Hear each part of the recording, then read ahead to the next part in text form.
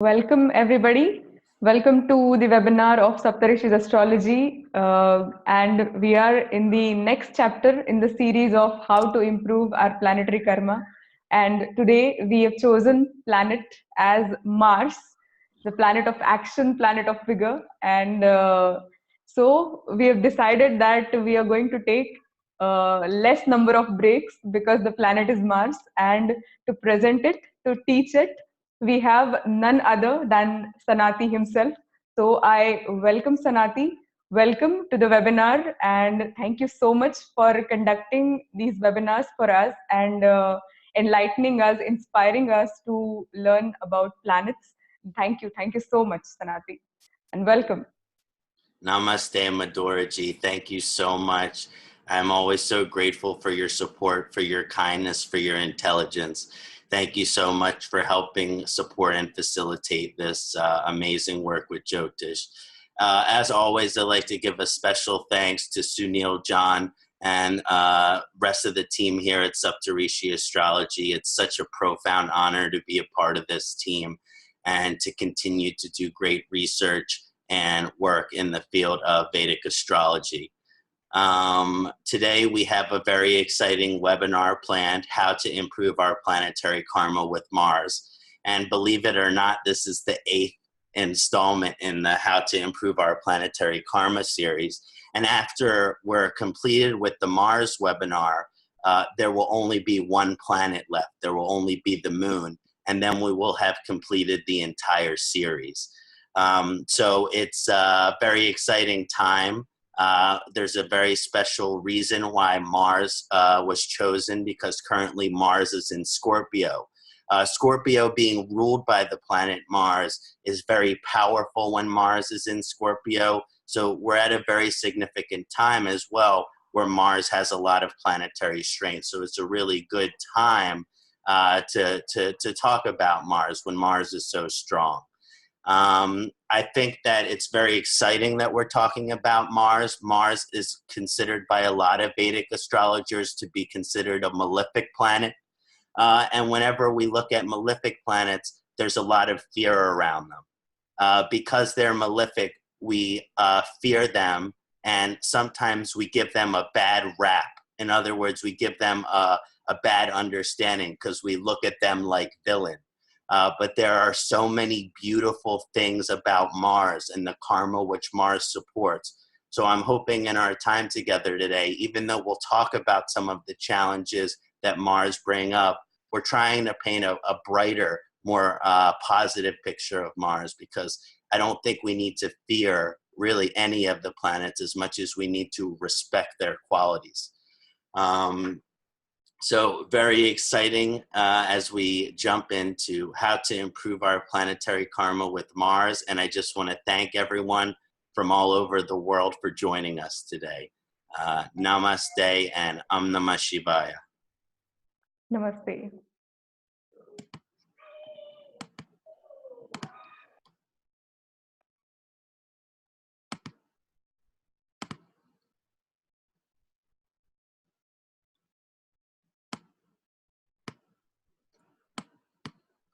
So firstly, I'd like to share that we're going to be discussing Mangala today, how to improve our planetary karma with Mangala.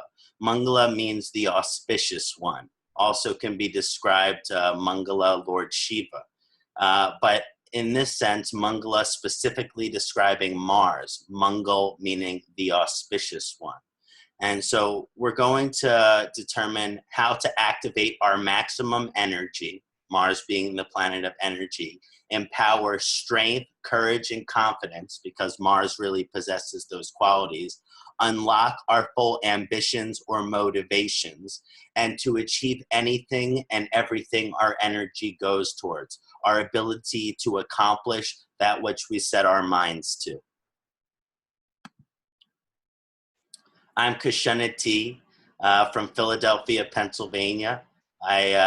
This is my website, email, Facebook page, and you can always contact me if there are any questions, if you would like to email queries in for future webinars, if there's any private support that you would need, feel free to contact me at any time. Always here to support anyone with the divine science of Jyotish. So today we've split our webinar into 6 parts. Again, because Mars is the planet of action and energy, I'm going to be trying to move through this webinar as quickly as possible today in honor of Mars, because that's the way that Mars likes things to be done. So first we're going to discuss the karma of Mangala. Then we're going to discuss the current position, the current transit of Mangala. Then we're going to discuss general qualities of Mars karma and how that is influenced by planetary dignity, the sign which Mars is traveling in. Then we're going to discuss ancient remedy, Ayurvedic remedy, and lifestyle remedy for how to improve our planetary karma with Mars. And then we're going to go over a few community examples that different members of the Saptarishis astrology community sent in, and we will pull them into the webinar live to discuss them. So that will be very fun as well. Wonderful. I always like to start the webinar by honoring the planet through traditional Vedic mantra, Sanskrit mantra, and the Mars mantra is one of my favorite mantras. So for a quick moment, we're gonna, if all of the people who are watching this or joining us now, if you can join me for 3 Om, and then I'm gonna do a shortened version of this Mars mantra together, just so we can really summon, channel the energy of Mars with us together today.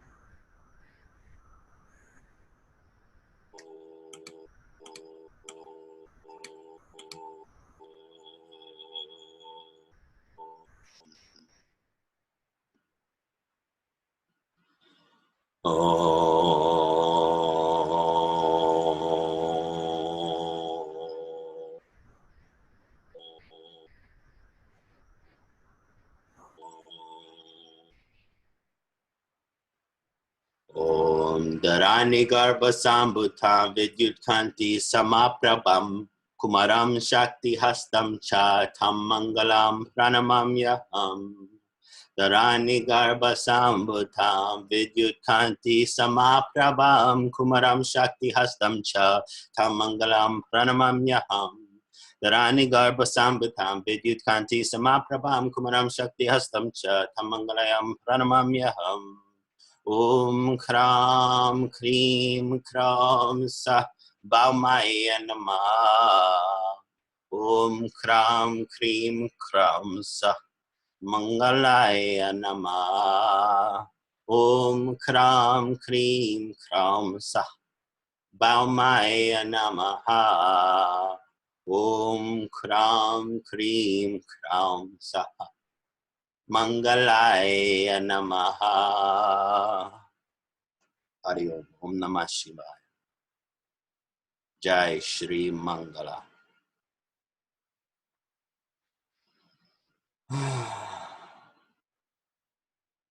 Hope everyone's feeling that Mars energy nice and strong now.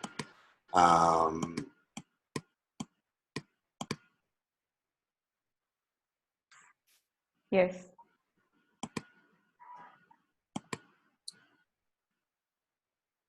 Wonderful. So now let's dive in discussing that Mars karma, everyone. So Mars has many different names, and all of those names are symbolic or expressive of the karma which Mars possesses. So we can discuss the qualities, the karmas of Mars through the symbolic interpretation of their name. This is one of the most beautiful ways to understand a planet. Mars is called Mangala in Sanskrit, which is the meaning of auspicious. Therefore, Mangala activates a karma of auspiciousness. So we have this planet Mars, which is generally considered malefic, and yet the meaning of the name Mangala means auspicious. So maybe there's something that we're missing as far as how we label this planet a challenging or malefic planet without understanding all of its beautiful qualities. Now, auspicious is a broad concept, and it's a profound concept. When you look at the Sanskrit root, the language root of Mang, it means happiness, bliss, favor, adornment. So this is what the root Mang means. That means it is an inherent part of Mars karma to provide happiness, enhance, or benefit. So when we're saying auspicious, yes, we always like to use the word auspicious, especially in astrology. But what does auspicious really mean? It means to make something better, to give something happiness, to give something a benefit, or to make it better than it was before. That is for something to have auspiciousness, to have luck, to have favor. Okay? This auspiciousness with Mangala is related to certain blessings. In other words, the auspiciousness goes towards certain blessings. One of the greatest blessings associated with Mars is siblings, particularly brothers. And then also Mars gives blessing of a leadership position, and it gives blessing of strength, courage, and confidence. This is very many different manifestations of auspiciousness. Another way that we describe this beneficial Mangala karma is that Mangala provides support. It enhances where support is needed, where there is enhancement needed. So another way that we understand auspiciousness is that something is auspicious because it provides support where support is needed. It gives what is needed. And so often Mars karma, it gets or gives what it's needed, especially when it's in a favorable position. Ultimately, to provide benefit in many different ways is at the root of Mars karma. So this beneficial Mangala karma manifests in two different ways. One is the positive side of Mars karma, if our planetary relationship with Mars is good. So I'm differentiating here. There's a higher side, a more positive side of the Mars karma, and then a lower side, a darker side of the Mars karma. There is an element of Mars which is considered tamasic. And so whenever a planet is considered tamasic, we have to address those tamasic qualities of the planet. So if Mars is in a positive position, we're talking about positive planetary dignity. So Mars being in a sign which it is comfortable with, and then also a house which it is comfortable with no negative aspects or no severely challenging negative aspects. And when Mars dignity is in this positive place, it supports a great benefit in the aim and area of life where Mars is.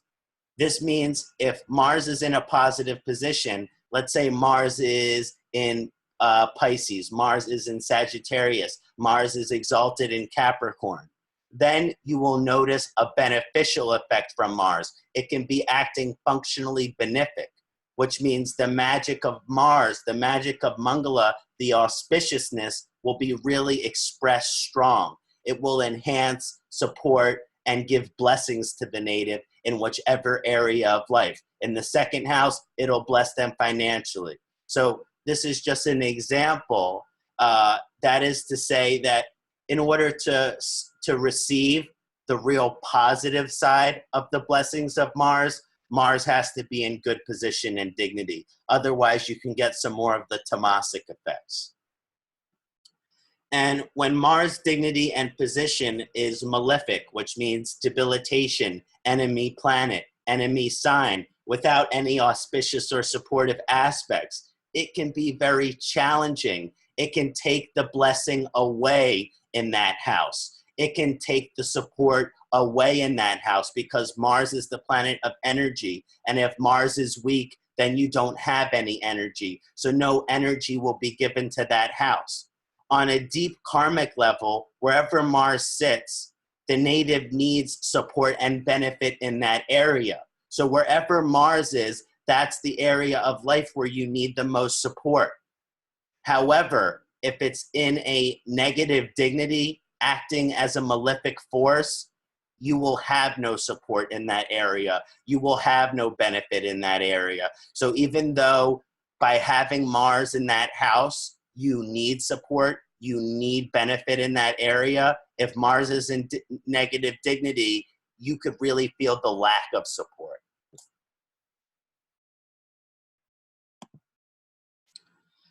So as mentioned, Mangala is also the force of the universe, which represents action and energy. It's literally the planetary representation of these things.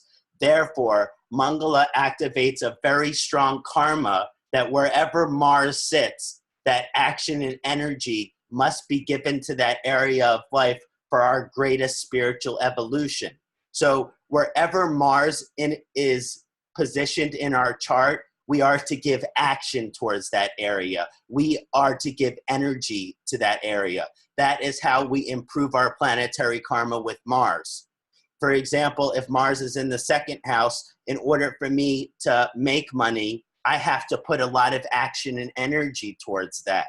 So I have to put all of my power and strength towards advertising or marketing in order to be able to do anything with that. So wherever Mars sits, that is where, from a karmic perspective, the universe is asking you to put action and energy toward. Now, if Mars dignity seems positive, there will be a great benefit in action and energy. So when Mars has high dignity, like exaltation, friend position, in a good house, the person has robust energy. The person is action oriented. So when Mars has a favorable position, it really gives the person energy and an action orientation in whichever area of life or whichever house Mars sits. It will enhance and support the native to have the energy that they need to accomplish everything in that area. So when Mars is in a positive position, you have the energy that you need to complete the task that you need to complete. But when Mars is in a negative position or negative dignity, these people have no energy. These people are have not action. They are lazy energetically. And this isn't necessarily their fault at all, even though all our karma is our responsibility. But nonetheless, when Mars is in a challenging position, it takes away the juice from our life. It takes away the passion from our life. It takes away the enthusiasm from our life. It can make it hard to get the energy that you need to do what you need to do. Now, wherever it sits, Mars sits, the individual needs to be action-oriented and give energy to that level, to that area of life. But if the Mars is in a negative position, they will not have the energy to do it. For example, let's say you are looking at a debilitated Mars in the 10th house of career. In order for them to be successful in their career, they will need to give all of their energy to their career, and they will need to be action-oriented in their career. But because of the debilitation of Mars, when it comes time to doing something there for career, they feel exhausted. They feel like they don't have the energy to do what they need to do. Maybe they even aren't even able to make it to work on time because they don't even have the energy in the morning that they need to get up to be on work on time. These are just some examples of how a more challenging Mars karma can influence our loss of energy. When looking at Mangala karma, there are two manifestations, a physical manifestation and a spiritual manifestation. Again, we're looking at a higher side of Mars and we're looking at a lower, more tamasic side of Mars, okay? One is manifesting on Earth, Baumayaha. Mars is the sun of the Earth, okay? And it's manifesting on a spiritual level as well by the more mystical energy which come from Mars. Another description, as I mentioned, Mars is called Kuja, which relates to the children of Earth. It is with this profound karma and energy of the son of the Earth that Mars manifests the wholeness of its physical karma. There is a very strong relationship between Mars and Earth, and there's a connection to the earthly plane like nature, okay? Our physical karmic evolution takes place with Mars in our ability to accomplish everything we are to accomplish in our lives and to achieve the highest position. In other words, when I say that Mars has this material manifestation, that material manifestation means that you are to accomplish everything in the material world that you can, and you are also supported to achieve the highest position in the material world that you can. Mars wants you to do everything that you can do and to achieve the highest position that can be achieved. And Kuja supports the native to do whatever needs to be done in terms of action on the physical plane. In whichever house Kuja sit, there will be a series of tasks and achievements that must be achieved, completed, and accomplished for our highest alignment and karmic evolution with Kuja. In other words, if Mars is in the second house, there is a certain amount of tasks or goals that we need to work towards in order to be successful financially. If Mars is in the seventh house, there will be a certain amount of tasks that need to be completed in the relationship in order for there to be success in the relationship, in order for there to be marriage. And when we accomplish these tasks, that's when we fully align to our karmic evolution with Mars. If Kuja is acting functionally beneficial, the individual will have a strong sense, will have a strong knowledge of what their tasks are. In other words, if Mars is in a good position, usually the individual knows what they need to do in order to be successful, in order to achieve, in order to grow in that area of life. And so they can put energy towards doing that because they know what to do. However, when Mars is in a negative position, if acting like a functionally malefic or challenging planet in one's chart by negative dignity or position, the person will not be able to complete tasks which they start because they might not have a good understanding of what they need to do exactly. And when you don't have any goal, when you don't have any destination, well, it's hard to put work towards completing a goal. It's hard to put work towards reaching that destination. So often when Mars is in a negative position, these people cannot do what they need to do in that area of life because they're not able necessarily to see what the goals are and everything on the list which they need to accomplish. So there can be some confusion as far as the motivation. Another great way to describe Mars is called Skanda-ji. And Skanda is the general of the Devas, also Shiva's son. So this is a manifestation of Mars, which is connected to Shiva's son. Now, Skanda, which is related to the general karma of Mars, well, general is the highest position within the army. There's a reason that Mars is called Skanda. There's the reason that Mars is the Shiva son, the general of the king's army, because the general is the highest position in the army. And also the dharma of the general, much like you could say Arjuna, the dharma of the general is to win in war. Let's be honest. The dharma of the general is to win in war.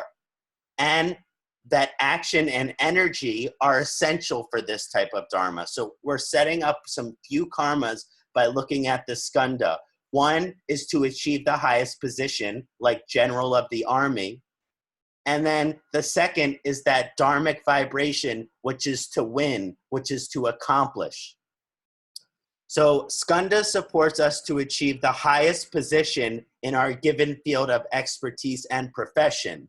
That means if Mars is exalted in the highest career, you will be at the highest position within your career.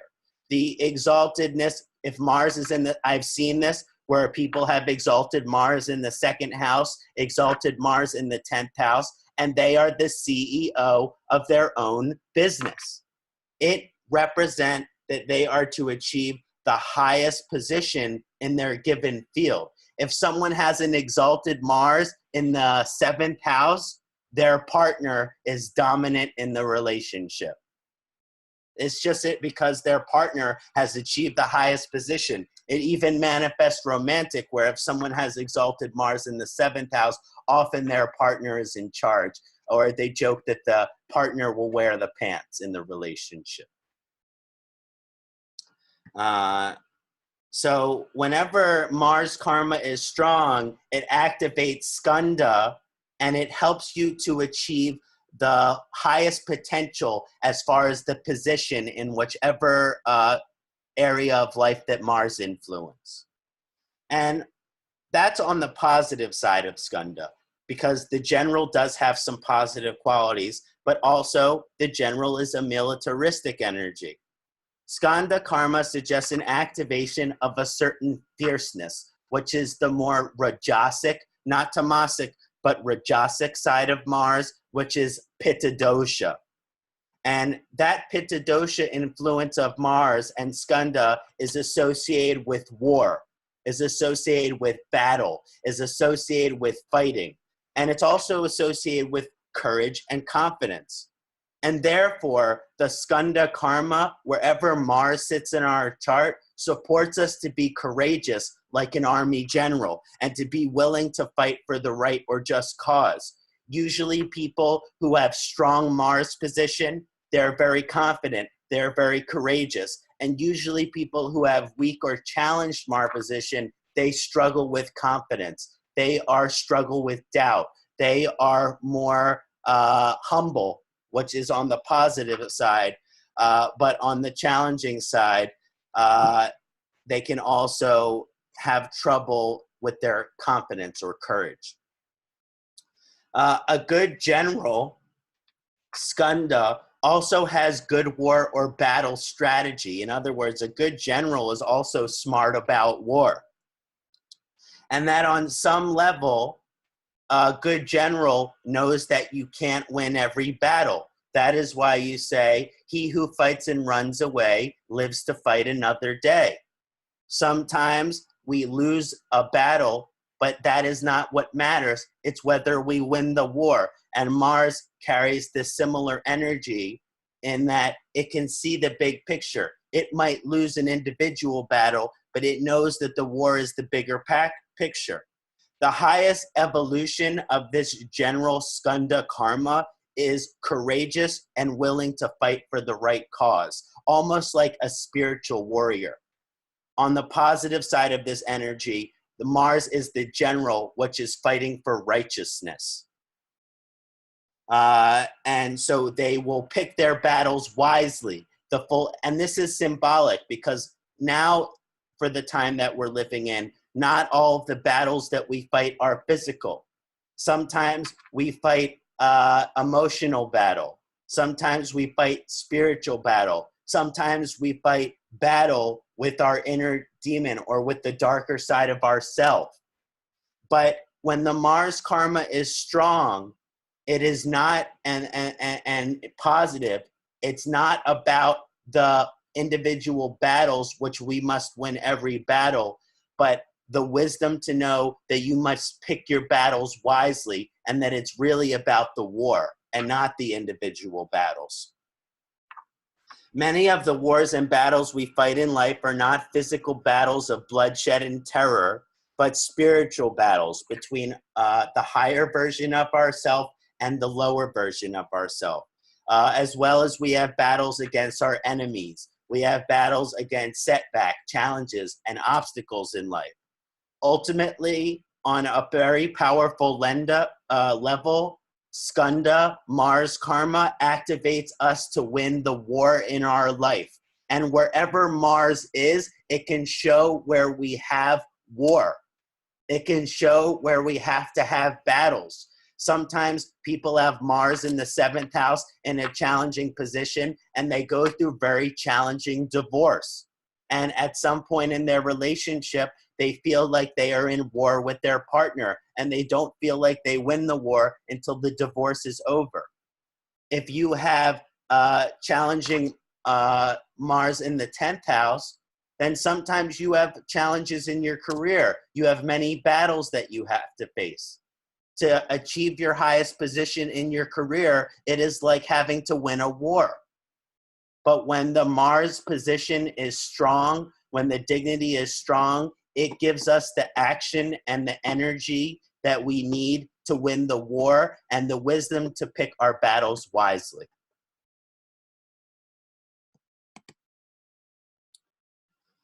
So now I want to talk a little bit about the current position of Mars. It's very significant because Mars is in its natural sign.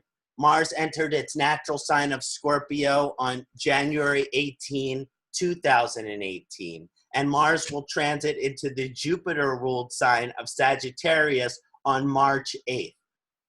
So in about 9 or 10 days. Whenever a planet enters its natural sign via transit, like Mars entering Scorpio, the graha becomes incredibly powerful and fully expressed in its quality. Some Vedic astrologers believe that a planet is more powerful in its natural sign than in its exaltation sign, that the exaltation represents where it's most comfortable, but the natural sign represents where it's most strong. So Scorpio could be one of the strongest positions for Mangala in the chart. When Mars is in Scorpio, it creates powerful vibration of curiosity, passion, research, investigation, and transformative energies. Noticing the individual natal Mars position in everyone's various charts, as well as the position of Scorpio in the chart, will show whether this influence of Mars in Scorpio will be beneficial or challenging for the native. So if you have a good Scorpio energy in your chart, if you have a good Mars energy in your chart, this will probably be a beneficial transit. If Mars is in a challenging dignity, if there are some challenging planets in Scorpio in your chart, this could be a more challenging transit. But for all people, this is a time of great curiosity and a desire to investigate those curiosities. Because Mars is in Scorpio now, every single human being on this earth is functioning in a more curious way, which means we are thinking outside of the box. We are curious about things which we do not know. This is a very beautiful time for investigating knowledge which we wish to investigate. And in the process of investigating those curiosities, a profound transformation takes place. Scorpio is one of the most transformative vibrations, so we're also in a highly transformative time. When you investigate what you are curious about, you will transform as a result of what you found. The investigation-transformation relationship that is activated right now creates a specific transit of rebirth, in which certain individuals are reborn during this transit of Mars in Scorpio, especially those with strong Scorpio influence. The transformation that takes place as a result of the investigation is profound. The person will be born and they will never be will be reborn and they will not be the same individual. The older, lesser version of themselves, the lower version of themselves, it goes through a symbolic death, which is the death of all of the aspects of yourself, which are not your higher qualities or your lesser self. And when that lesser self goes through death, the person who is waking up the next day is reborn without those lesser qualities and is a much more spiritually evolved, mystical version of themselves. So now we're going to look at Mars through all the different signs, because we all have different positions of Mars in our chart. And how can we know how those unique influences are being manifested? So first, I wanted to say that Mars is exalted in the Saturn-ruled sign of Capricorn. I've always found this incredibly interesting because Mars and Saturn, Capricorn's ruler, don't always work well together. So it's a very unique exaltation, which we'll discuss in detail. And then Mars is also its natural sign, Aries. And when it is in degrees 0 to 12, it goes through a mula tricona, a partial exaltation. So even though Mars is natural sign in Scorpio and Aries, that Aries is even stronger for Mars, especially when Mars is in 0 to 12 degrees.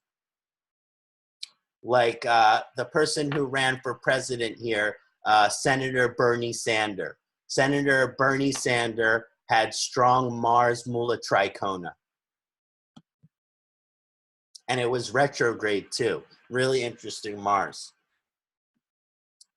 So as we discuss the Mars exaltation, when Mars aligns to Capricorn, it creates a very auspicious and unique vibrations. But whenever we're talking about a malefic planet being exalted, there's always a mixed effect. Even though there will be a benefit from the exaltation, a challenging planet is very strong. So that will also have its challenges as well.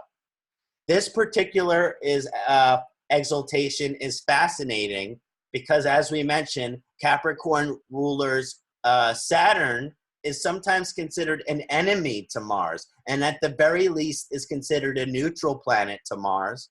So why is it exalted in Capricorn? It's a very rare energy that a planet is exalted in its enemy's sign. Whenever we have an exalted but malefic planet, there is a mixed effect. And as I mentioned that, even though this is an exaltation, you're still going to get some challenges just by the sheer power of Mars. Now, in the case of Mars and Capricorn, on the positive side, it creates a vibration of never letting adversity get you down. These people are so resilient. They are the perfect example. If you fall off the horse, you get back on, no matter how many times you fall off the horse. And actually, this is the people that overcome adversity, no matter what the adversity is. These people are profoundly resilient. And so they never let adversity get you down. They are determined, they are steadfast. And it gives an incredible ability to conquer and overcome all challenges and obstacles. Now, because Mars is exalted here, there will be many challenges and obstacles for the individual throughout their life. Exalted Mars give challenge and obstacles. But the great thing about exalted Mars is it gives the challenge and obstacle, but you are meant to overcome it. And yes, there is adversity, but when you overcome that adversity, the grass is greener on the other side. So exalted Mars does not mean no challenges or adversity. It actually increased challenge and adversity, but gives great reward for our ability to overcome that adversity. And these people usually conquer and overcome many of their life challenges with great reward. And exalted Mars also support great enthusiasm, discipline, and action orientation in whichever house Mars influences. So these people really have a lot of power in whichever house Mars sits. The challenge of exalted Mars is there is often an incredibly strong pitta vibration.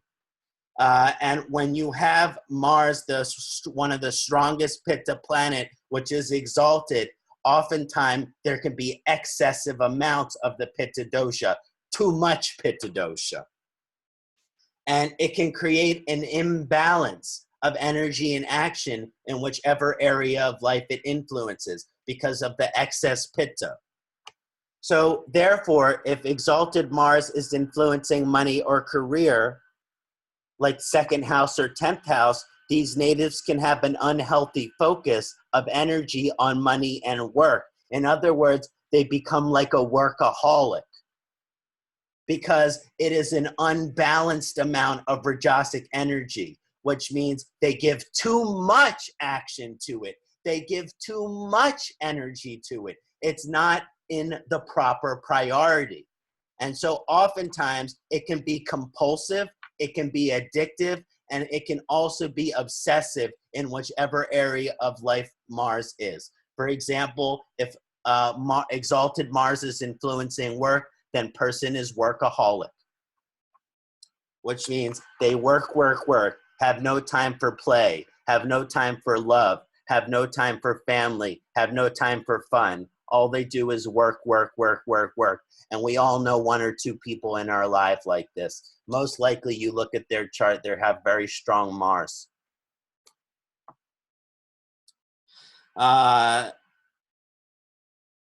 Another challenging thing,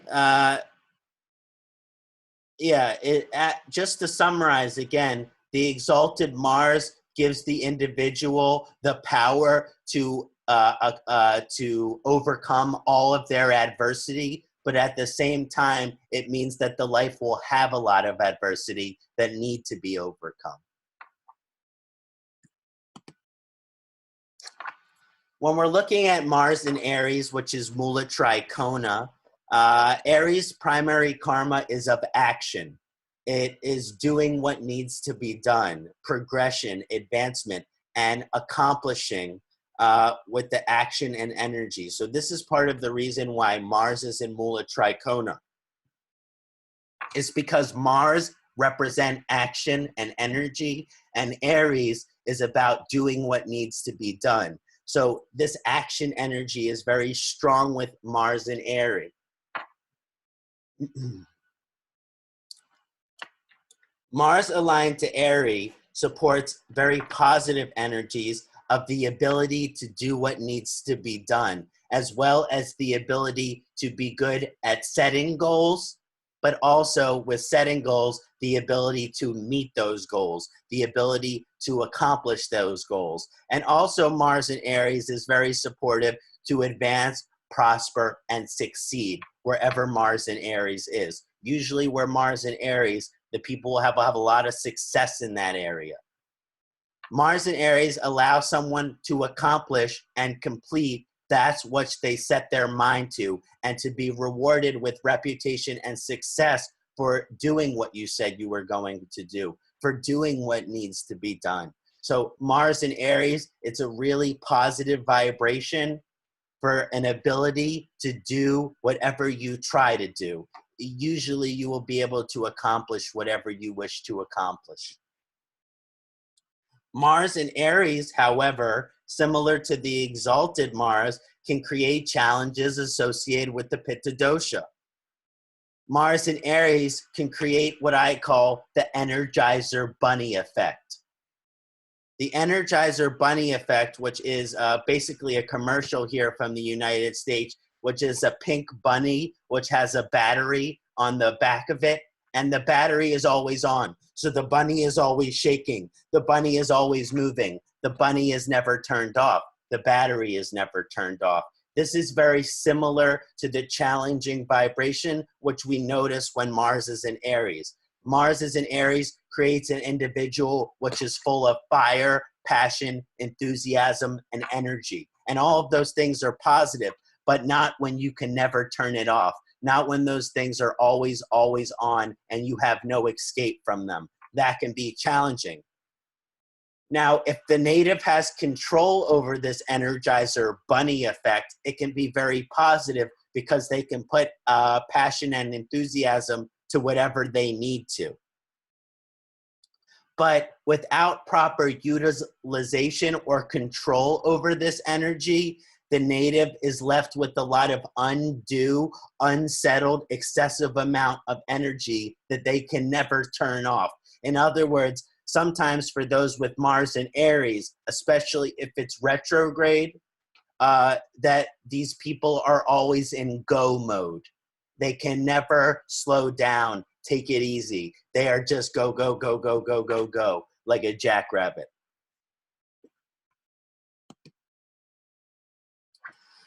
Now, when looking at Mars in debilitation, it can be very challenging. Mars aligned to Cancer creates a very inauspicious and malefic vibration.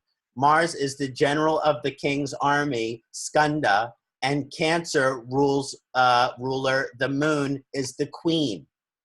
The general and the queen do not have that much in common, do they? Except the fact that they both honor and respect the king, which is represented as the sun.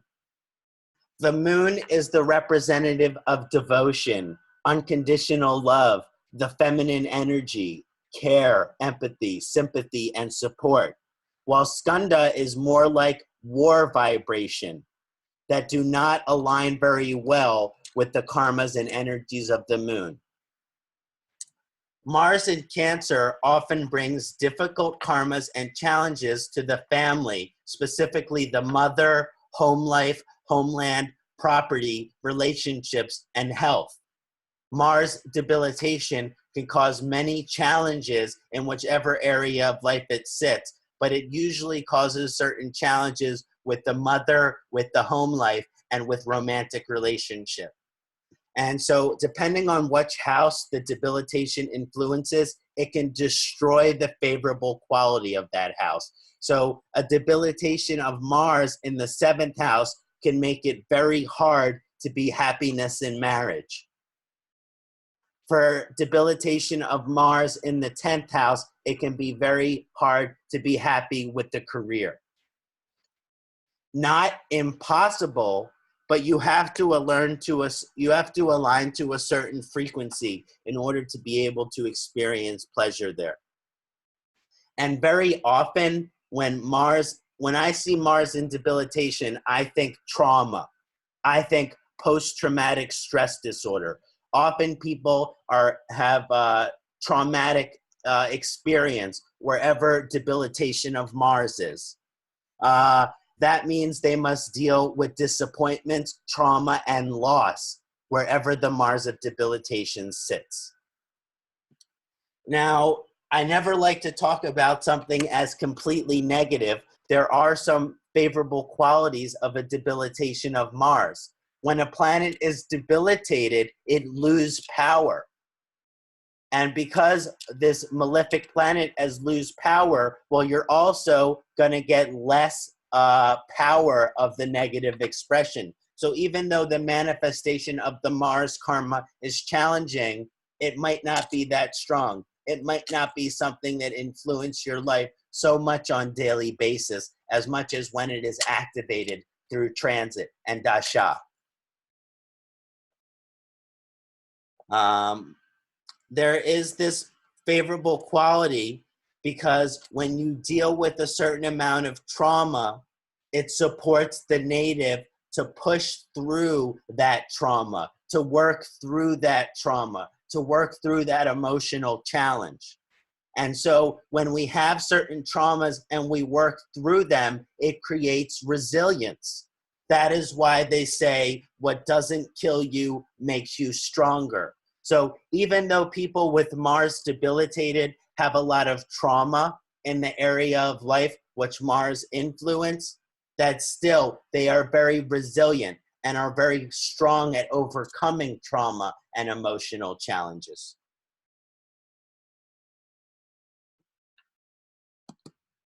Madhurji, do you think now would be a good time to take maybe a 3 to 5 minute break? Sure, we can take that. Okay, great. Wonderful. See everybody soon. Yes, sure. 5 minutes break. We'll be back soon.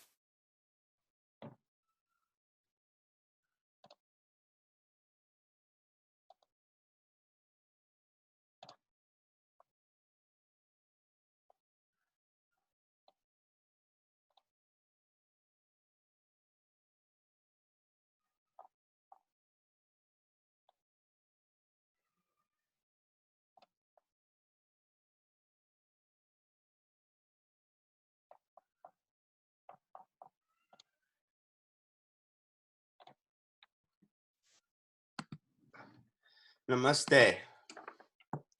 Namaste.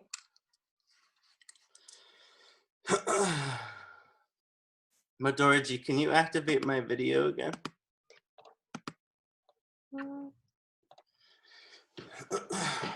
Okay. Yes. Thank you. Namaste. Welcome back, everyone. Hope everyone is enjoying our webinar today. We're going to dive back in and talk about Mars in some different positions, and then look at some live examples together.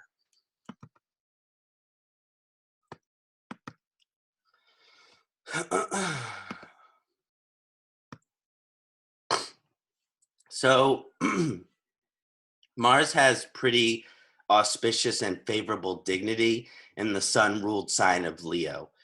This is in part due to the favorable relationship between the sun and the Mars. The sun and the Mars are two of the best friends in Jyotish, because the sun is the representation of the king, and Mars is the general of the king's army.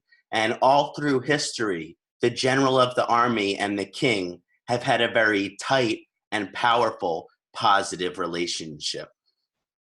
Often the king or sun can represent a vision of truth for the people. And Mars, the general of the king's army, helps bring that vision to fruition through action. So oftentimes the sun can represent the vision, but Mars can represent the actions that are necessary in order for that vision to manifest.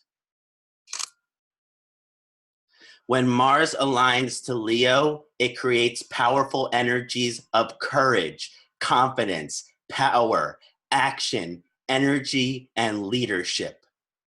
Often this leadership potential will manifest with a lot of power and prestige and reputation. So when Mars is in Leo, it helps to really support the power, energy, and leadership potential for the native. On the challenging side, again, Mars is Pitta and Leo is Pitta. So again, you're getting an excessive amount of Pitta energy, and these excessive fire energies can create Pitta-type imbalances like irritability, inflammation, restlessness, discontentedness, frustration, etc.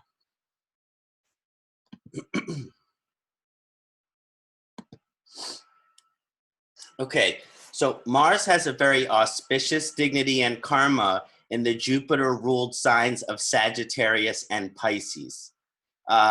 This is partially because there is a very favorable and friendly relationship between Jupiter and Mars. Jupiter is great friend with Mars. Mars is great friend with Jupiter. And so again, these are two of the best friends.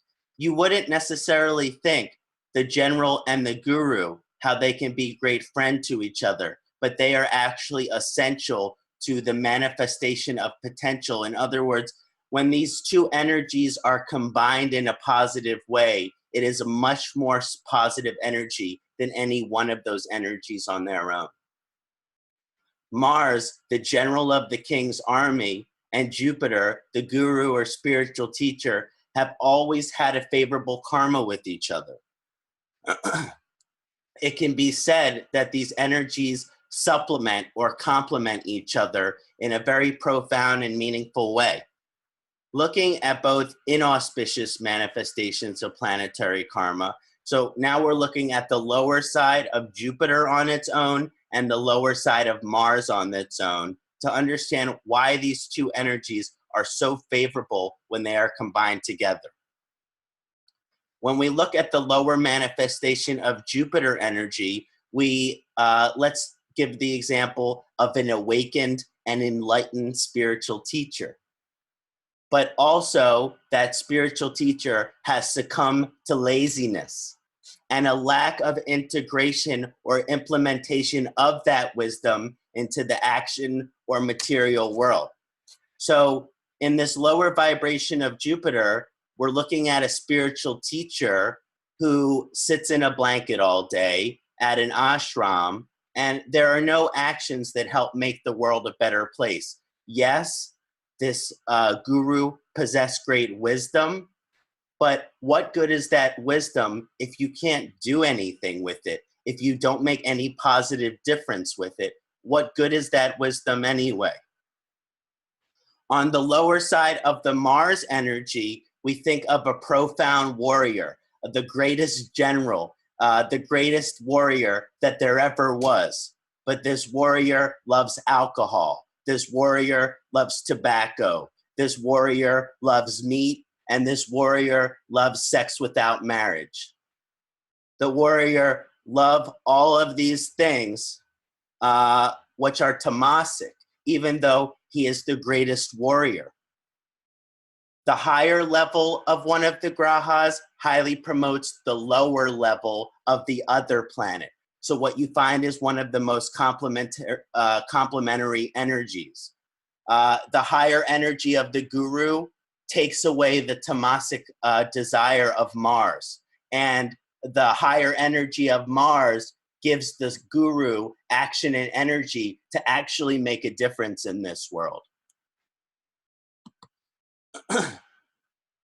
Mars in Sagittarius embodies and magnifies strong moral and ethical potential. These people are very strong with their moral and ethical beliefs. It allows the higher self to shine through moral and ethical action.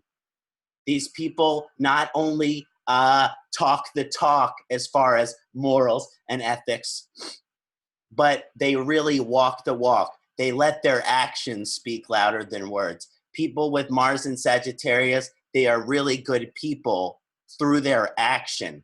And this conjunction also supports a freedom fighter or a spiritual warrior vibration.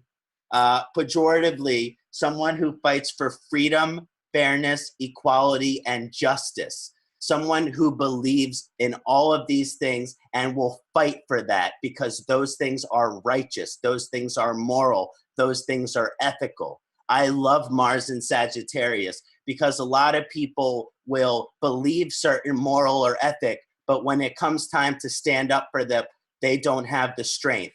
But when Mars is in Sagittarius, it has courage, it has confidence to fight for what is fair, to fight for what is right, to fight for what is equal. But again, Sagittarius is a fire sign, so we're having a double pitta vibration. So these people are very opinionated. They are very confident and expressive of their opinion. And sometimes that could come off like sharp. It can come off very sharp. So these people are very strong in their opinion. And sometimes that can manifest as judgment or condescending towards other.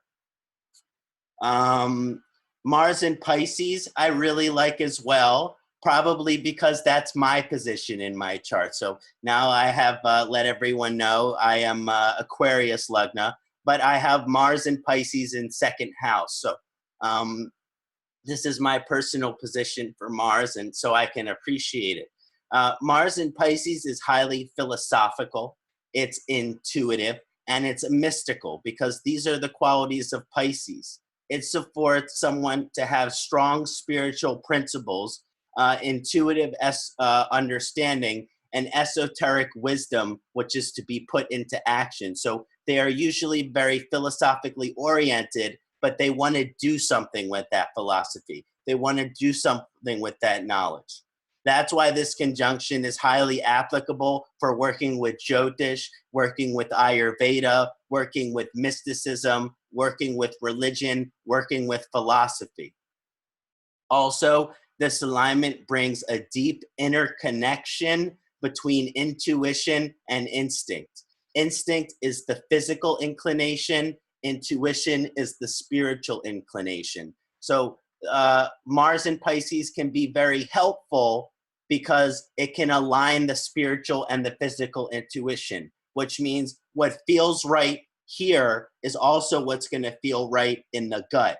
It's going to feel right in both of these places. So that can be really positive because you feel something physically, but you also feel something intuitively as well. Like, that's how you know that it's right. Like, sometimes when a teacher would ask a question in class and I knew what the answer was, not only would I know what the answer was intuitively, but I could feel it in my stomach. I would start shaking and my stomach would start making butterfly noises. So it's also that you're kind of feel this like physical and spiritual sensation to deliver something, to share something, to give something. Challenges with Mars in Pisces, because Pisces is very, you could say, ungrounded at times. It can include impulsivity. So Mars in Pisces could show impulsive behavior, stubbornness, and also random thinking. In terms of Mars in Pisces, Pisces intuition. So oftentimes, sometimes with Mars in Pisces, the individuals have random thoughts. You know, for example, I might be working about on Jyotish, and all of a sudden, because of Mars in Pisces, I start having some random thought about this stranger I met 3 days ago while walking in the street. It's like all of a sudden your consciousness is thinking about someone else. So it can cause some what you might call in the West ADD. So Mars, that was all of the positive positions for Mars. Now we're going to look at some of the challenging positions and some of the neutral positions. So Mars has a very challenging dignity and karma in the Mercury-ruled signs of Gemini and Virgo. This unfavorable karma is attributed to the enemy relationship between Mercury and Mars. Mercury and Mars, they usually don't get along well with each other. However, Mercury does better with Mars than Mars does with Mercury. Mars really doesn't like Mercury. Mercury is maybe more neutral to Mars. Mars does not really enjoy Mercury. Now, this is because Mars is the general of the king's army. Picture a general, and Mercury is the emblem of intelligence, Buddhayaha. You do not necessarily think of logic and war, of general and teacher. Oftentimes these energies, one is more hormonal, more action, more energy, coming from instinct. Mercury is coming from logic, it's coming from reason, it's coming from intellect. So one is coming from the body, the other is coming from the intellect. So this can be a challenging conjunction, okay? These two energies are opposing or dualistic. And so usually when they come into balance with each other, there can be very challenging. I will, however, say that some people can really manifest this energy in a positive way, in which their instinct and their logic are in alignment with each other. But oftentimes it can create a challenge. Do I do what feels right, or do I do what makes sense? Do I do what is logical, or do I do what I'm feeling in my stomach? Sometimes these things can be more of conflict when you have Mercury-Mars relationship. And so also specifically through Dr. Vasant Lad, he used to teach me that because Mars is connected to the Rakta and the skin, that Mercury and Mars, when they're combined in a chart, can create a kave gunya, vulnerability in the skin. And so sometimes Mercury, Mars combinations, if they're in the first house, sixth house, eighth house, these person have skin problems, or an Ayurvedic disease, we call this kushta.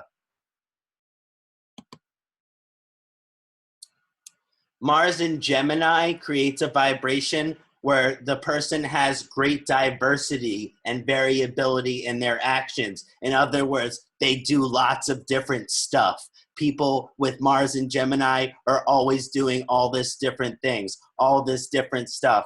And because of the Mars energy, they're often doing many things at once. That doesn't mean that so they are multitasker. That doesn't mean that they do things better multitasking. It just means that it is their nature to multitask, to try to do many things at once, doing this, doing that, doing the other thing. They're very busy and they're also active socially. The challenging vibration of the Mars and Gemini is they are very easily distracted. Again, something you could call ADD, or even more extreme version of that is they can be all over the place, because when you're doing many things at once, sometimes you are biting more than you can chew. You are taking more than you can handle. And when you do that, it is going to create some challenges in life. Also, Mars in Gemini, because of its social interaction, can cause disturbance in friendship. What that means is there's a lot of passion and enthusiasm towards friendship, but it's also, with the Mars influence, it's either a love or a hate relationship. So oftentimes people with Mars and Gemini, depending on the position, they get in fight with their friend. They get in argument with their friend. Because also by having Mars in Gemini, it can make the communication aggressive. Now, when Mars is in Virgo, it's very idealistic, intense, and is keen towards observation.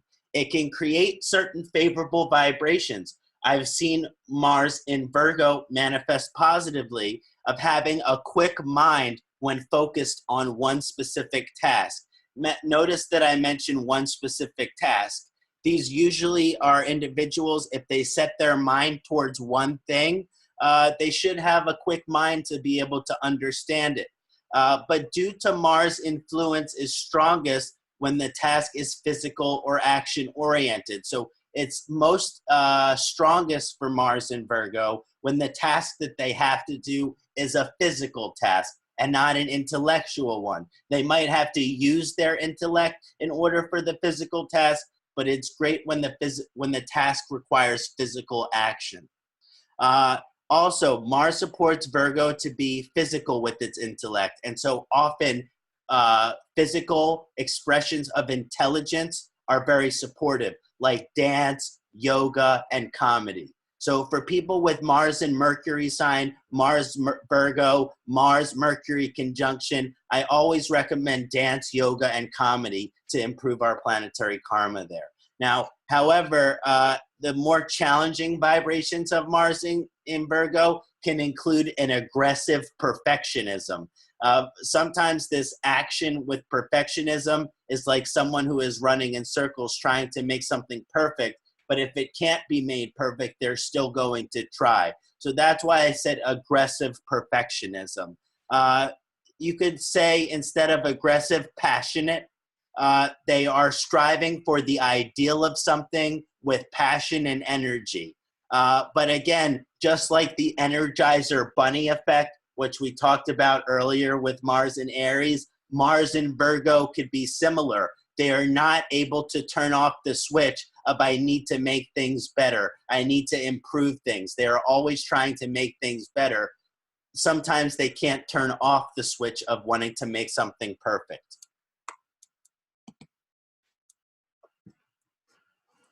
That is why I recommend for those with Mars in Mercury sign that once something is 80 to 90% complete, then you are completed it. Then you are done. Don't even try to make it 90 to 100% perfect, because there is so much of striving towards perfectionism that you will never think that you've gotten there, even when you have.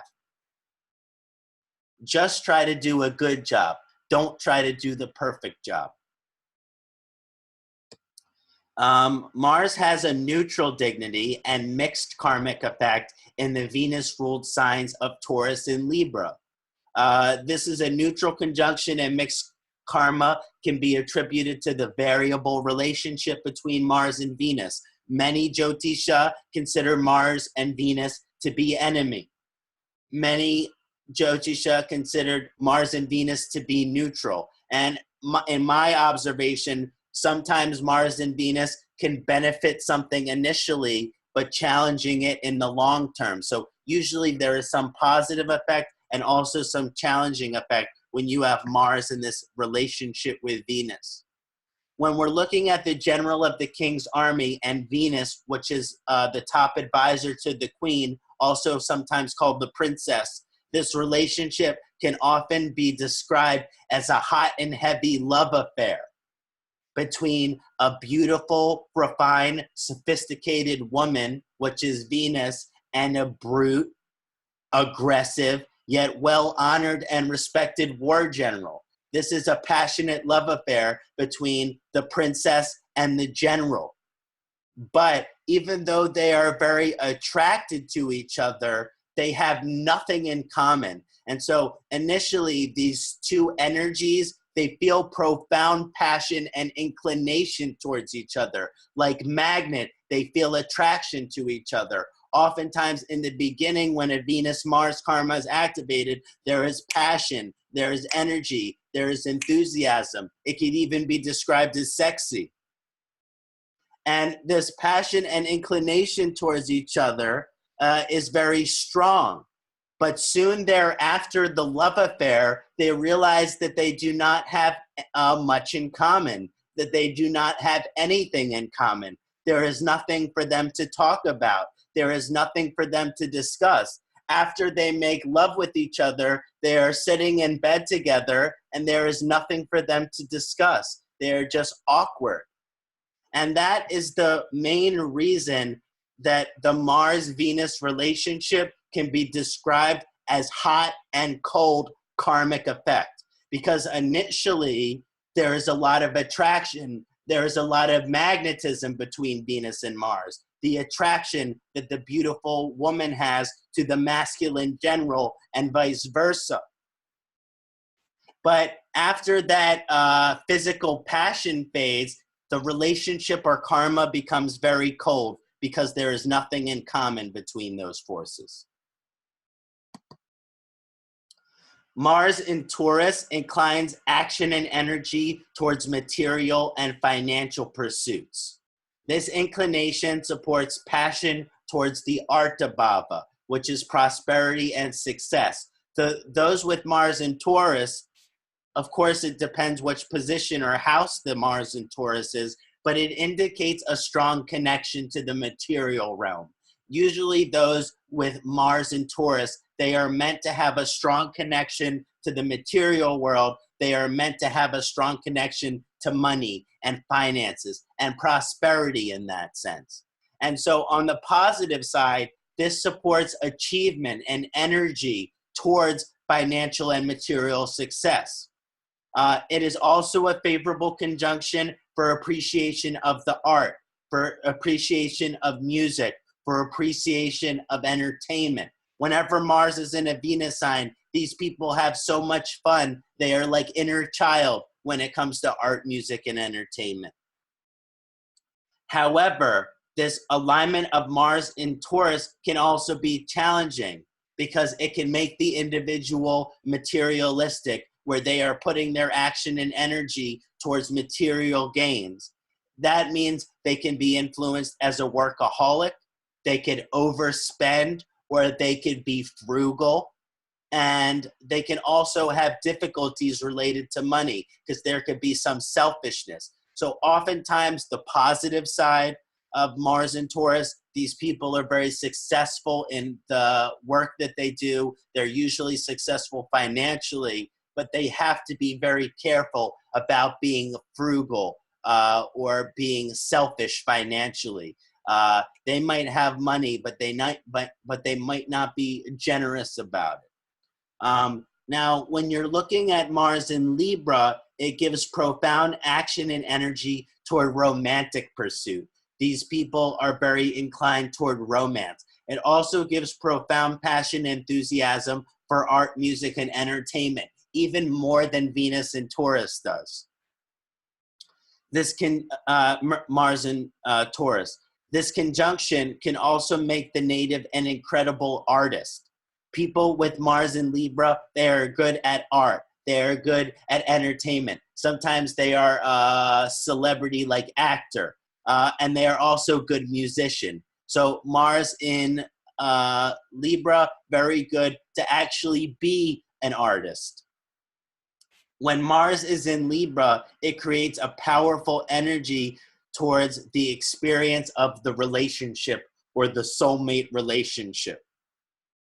And often this creates a karma in which there are many lessons along these lines. So usually those with Mars in Libra, they have some lessons around relationship, romance, and partnership, which means often they can experience romantic challenges, heartbreak, and multiple marriages are also possible. When Mars is in Libra, these lessons are around balance and what actions we need in our lives in order to get to a place of balance. Due to unfavorable dignity of Mars in Libra, this conjunction can activate relationship challenges in which the native is hot, cold in relationship. This means in the beginning, oh, I love this person. I am passionate for this person. They're enthusiastic for this person. But 2 to 3 weeks later, they are bored. They're unexcited. They are ready to move on to a new relationship. So often with Mars in Libra, especially if like 7th house in the beginning of the relationship, individual very passionate, but after a while that quickly fades and there could be like an awkwardness or a coldness. As I mentioned, this is like the love affair between Mars and Venus. Initially very passionate, but in the long run, kind of awkward and cold.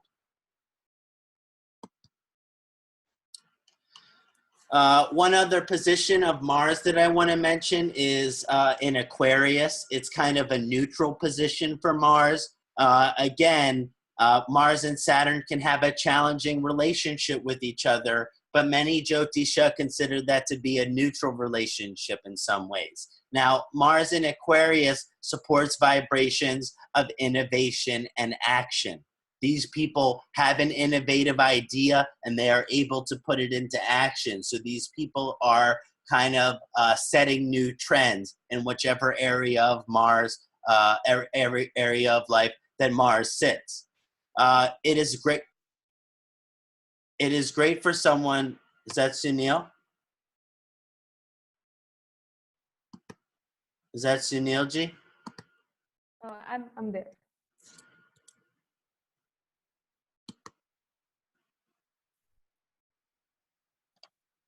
Hello.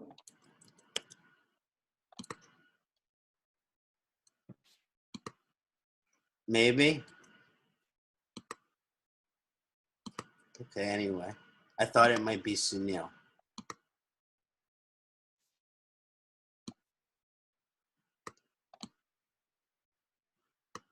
Hello, you will have to start my video now because you are the host. Okay. So I will just continue along these lines. Sure.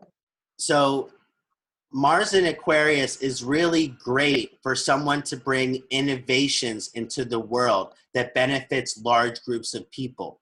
So oftentimes those with Mars in Aquarius, they can bring profound changes into the world with their unique intelligence, which is able to see a new trend. These innovations can change the daily lifestyle of other people and make profound impacts on society. So the innovation which those with Mars and Aquarius bring can really make big changes in the world. Mars and Aquarius individuals are highly pragmatic, which means if it works, it works. If it's not broke, you don't need to fix it. And they find themselves putting action and energy towards whatever is working at that time. So they kind of follow the flow of energy. Challenging vibrations of Mars in Aquarius can include certain delays throughout one's life and lack of recognition for one's work. So even though the individual with their consciousness is ahead of their time, nonetheless, they still might not get the recognition that they need for the future that they are able to see. So I wanted to talk about Mars in retrograde. Mars retrograde is not necessarily one of the most common retrograde, but it's extremely important to understand because it still happens and it's a very unique energy. Now, as I mentioned, it's less common, and so it is considered a rarity when this phenomena happens. But when those have Mars retrograde in their natal chart, it creates an extreme individual, a very passionate, enthusiastic, and intense individual. Depending on the position and dignity, you will see which area of life that person is extreme and passionate towards or in. But when Mars is retrograde, makes for a very intense and extreme passionate individual. One of my favorite examples is the Bernie Sanders. He ran for president against Donald Trump, and he was extremely passionate, enthusiastic, and extreme individual. And he had Mars retrograde in Aries. So he's a very good example of this Mars retrograde energy. And when Mars retrograde has good dignity and position, it supports powerful revolutionary energies. Often these people are trendsetters, but they are outside of the box. Their power is kind of attracted to the minority. So oftentimes with Mars retrograde, the minority is attracted. And that is part of the reason why Bernie Sanders did not win the presidency. Because even though many people were attracted to his revolution, it was still the minority. But it creates a magnetic vibration and lots of passionate energy. And even when Mars retrograde, the expression is unusual. So when Mars retrograde, usually where the person coming from is outside of the box, unusual, revolutionary, or strange. But it doesn't matter that it's a minority opinion, because if the Mars is in good dignity, even though the opinion is of minority, it can be received well by a larger group of people. In other words, before Bernie Sanders became a possibility for president, 20% of the people knew about him and agreed with his vision. But then as he began to express his vision, more like 30% of the country, 40% of the country began to agree and align with his vision. Now, when Mars retrograde has poor dignity and position, like enemy position, it can create an unbalanced, radical, extreme thoughts and actions. So these people are extreme, but not in a positive sense. They could be unbalanced. It can create intense aggressiveness. Mars in enemy position retrograde makes individual very aggressive. And due to the retrograde, that aggression could be repressed or suppressed. It could be inside of them. It might not be manifesting externally. And that could mean it could lead to an explosion of aggressive energy. So the people with Mars retrograde in a challenging dignity or challenging house have to be especially careful to have healthy expression of their anger, because otherwise there could be unhealthy explosion of it. And this could be a challenging alignment for Mars as well, because it can make the native restless, irritable, and discontent, which are all symptoms of a Pitta. So when we're looking at the combustion of Mars, Mars is combust when Mars and Sun are within 10 degrees of each other. This is particularly challenging because Sun and Mars are both fire planet. And so when you have two fire planets very close to each other, it can create heavy fire problem. When Mars is combust within 10 degrees of Sun, it can cause the native to be vulnerable to Pitta aggravation physically and emotionally, especially if the Mars is in first house, sixth house, eighth house. In other words, the Pitta dosha within the native's body is vulnerable to go out of balance easily. It might not take a lot for the Pitta to go out of balance. And this includes skin disorder, kushta, issues of heat in the body, acid indigestion, and diarrhea are just a few examples. Emotionally, these natives are temperamental, which means they are vulnerable or prone to being irritable, aggressive, and angry. So if there is a strong Mars combustion, they should really be working with a therapist, psychology, with their anger. There can be some anger work to be done. And also by this excess pitta, Mars Sun combustion, there can be a burnout effect in which there's a lot of energy in the beginning, but then not enough energy for the endurance. Like someone who is supposed to run a 400-meter race, and they sprint as hard as they can the first 100 meters, making it very challenging to complete the race. Mars combustion is partially remedied, though, because the Sun and Mars are friends. It's not the worst combustion, although it's high in pitta. And even though it creates this high pitta, it also creates incredible courage, incredible passion, and incredibly enthusiasm when Sun Mars are in conjunction.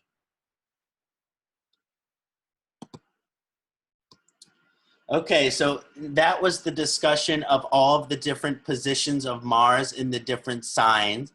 And hopefully that was very beneficial for everyone who's watching this webinar to understand their unique Mars karma and some of the gifts and some of the challenges of the unique position of Mars.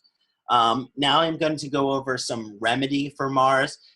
In my opinion, this is the most important part because, yes, it's very helpful for us to understand how the planetary karma is influencing us, but even more important to know what we can do to improve the planetary karma, to reduce the malefic expression of the planet and empower the auspicious. So Tuesday is the most beneficial day of the week to honor Mars, and that's why we're holding this webinar today on a Tuesday. So Mars is very strong. And we honor Mars by wearing the colors red, orange, and pink. These are all very positive colors for Mars. Pink is very good when there is excess pitta because it's a more cooling color for Mars. We also honor Mars through the traditional Mars mantra, the mantra which we performed earlier in our session today, followed by repetition of the tantric or seed sound in repetitions of 108. This is, I always recommend this to be done on a Tuesday. Now, we also honor Mars through prayer in front of a well-designed Mars yantra. I'm a believer in the power of mantra. I'm a believer in the power of yantra. I'm a strong believer in these ancient practices, which are to improve our karma with Mars. We also honor Mangala by wearing gemstones, red coral and carnelian on the ring finger. So, but again, you have to be careful with these gemstones because they increase the pitta in the system. Oftentimes the Mars gems can be aggravating to the pitta in the body. But if the person has lack of energy, person has lack of confidence, lack of courage, lack of strength, sometimes there's nothing better than a Mars gemstone. I actually have a carnelian mala with Rudraksha here just to help support me to be action and energy oriented in my life. I have a strong Saturn so I can move kind of slowly throughout my life. So it's really helpful to have these carnelian to help support my action and energy. Generally, Mangala gemstone is worn in a golden setting, as I mentioned, on the ring finger. Traditionally, there are two methods to understand the wearing of gemstone. Sometimes it's as simple as the right hand for female and the left hand, right hand for male, left hand for female. But my preferred method is that the right hand is used to increase the overall energy of the planet and the left hand is used to decrease the malefic expression of that planet. So if the planet is in a positive position in your chart, functionally benefic, you can wear it on the dominant hand. If the planet is malefic and you just want to reduce the negative qualities, I suggest wearing it on the non-dominant hand. We also honor Mars through honoring Hanuman. There are many devas which are associated with the different planets, and the primary deva which I associate with Mars is a Hanuman. So we always honor Mars when we honor Hanuman.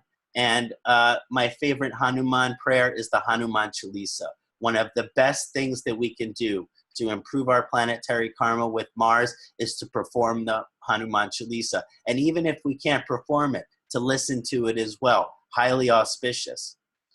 We also honor Mangala through honoring various incarnations of Vishnu, specifically Narasimha.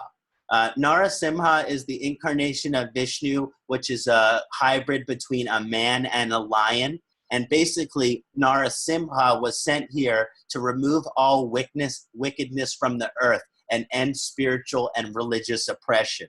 So that can be some of the energy by honoring Narasimha, which is this spiritual warrior, which to fight all wickedness from the earth and to remove all spiritual oppression. We also honor Mangala through honoring Kartikeya, Murugan, Kumara, or Skanda. Again, Skanda is Shiva's son and the Lord of War. We also honor Mangalaji through offering red rose, red sandalwood, other red herbs, and red or pink leather clothing to our siblings, particularly our brothers if possible, but also friends and the needy is auspicious. Now we want to look at some of the more Ayurvedic improvement for our karma with Mars. As mentioned, Mars is a Pitta dominant or fiery planet. We talked about lots of conjunctions of Mars that aggravate the Pitta dosha. If those aggravations of the Pitta dosha are strong through Mars in a fire sign, Mars with a fire planet, Mars combustion, Mars retrograde, it's going to be very beneficial to do these kind of Ayurvedic remedy for Mars. So therefore, when we are looking at health difficulties that relate to Mars, we are looking at Pitta type. This means there is excessive amounts of Pitta type qualities, also called gunas in Sanskrit, within the human body. The primary gunas of Pitta include hot, sharp, and light. These qualities, just checking on Madhura. These qualities are, Yes. hi, My namaste, connection. Madhuraji. Is my video, for some reason, I think my video might have disappeared.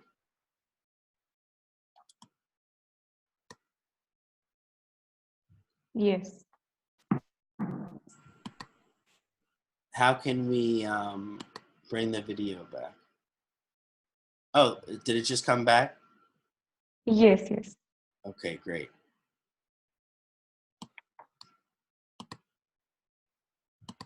Great. Okay, going back to presentation. Yes. So, as mentioned, when dealing with Mars, it's important that we address issues of heat, sharpness, and lightness within the body. And these qualities of Pitta are balanced using opposing qualities, which include cool, hima, soft, mrudu, heavy, guru. So these qualities of cool, soft, and heavy can be very balancing for the Pitta dosha. Now, even though there is strong Mars indicates the native could have an affinity for hot and spicy food, I have Mars in the second house, so I love hot and spicy food. The more pungent, the better for my taste, as well as it can have a desire for meat, alcohol, and tobacco. These things are not good for the body, and they're especially not good for individuals who have Pitta problem. So excessive consumption of these foods often lead to lots of Pitta type health challenges. This include acid indigestion, skin disease, liver disease, heart disease. It is best to only enjoy these types of Pitta aggravating item with extreme moderation, especially when we are seeking to improve our planetary karma with Mars. We have to be very careful of our consumption of spicy food, meat, alcohol, and tobacco. And if these things are to be consumed at all, it is only with the most profound moderation if we are trying to help our relationship with Mars. Mars also signifies surgery and medical procedure. And often when we are looking at Mars karma, we can see the procedures or surgery that the native will undergo through their life. Therefore, to improve our planetary karma with Mars, sometimes we will need to be courageous and allow surgery to be performed when it is for the best. So oftentimes with our karma with Mars, we will have to go through surgery in our life. And in order for us to go through surgery in our life, we have to be courageous and allow that surgery to happen. This can improve the karma with Mars. One thing that I wanted to mention, that it's one of my favorite herb for Mars, is this divine herb called Anantamula. Oftentimes, when there are issues of heat in the body, I like working with the herb Anantamul. Anantamul, I can't explain it. It's just an amazing herb for Mars, and I recommend taking it with warm milk before bed.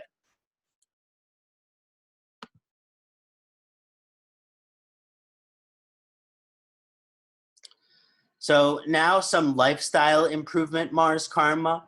It will greatly aid and improve our karma with Mars to empower action and energy in every aspect. How many times today have we talked about how important action and energy is for Mars?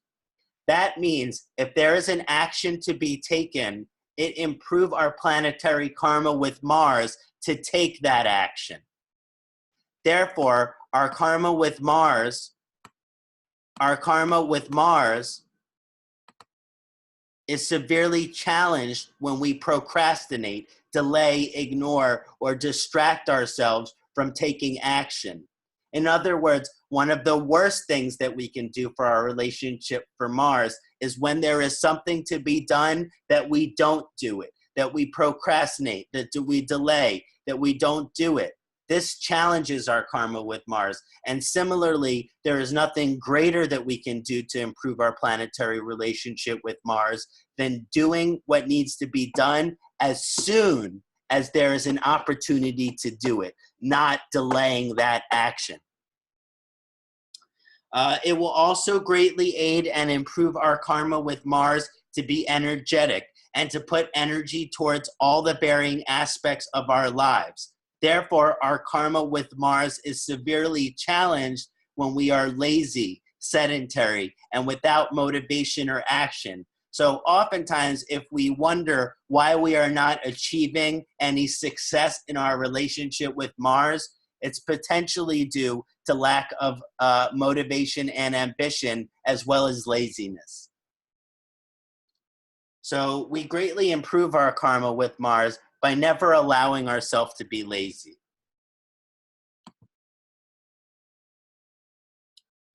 Okay, so it will also greatly aid and improve our karma with Mars to set goals and put all our energy toward reaching those goals. Mars is associated with accomplishing goals, but if we don't set the goals, then we cannot accomplish them. So even though Mars helps us to reach our goals, Mars helps us to accomplish our goals, if we don't set them, then there's no chance for us to reach them. Also, this means to improve our Mars karma, our planetary relationship with Mars, every opportunity to reach a goal must be taken. It challenges Mars karma to procrastinate or delegate responsibilities or work towards meeting a goal. If we want to improve our planetary karma, we have to uphold the motto: if you want something done, do it yourself. Now, it will also greatly aid and improve our karma with Mars to put action and energy towards reaching the highest position in given field of occupation or expertise, because Skanda is the general of Lord Shiva's army, the highest position in the military. Similarly, when we improve our planetary karma with Mars by doing everything within our human potential, using all the energy we have to grow in position, to grow in prestige, and to grow in reputation, in our field of expertise or occupation.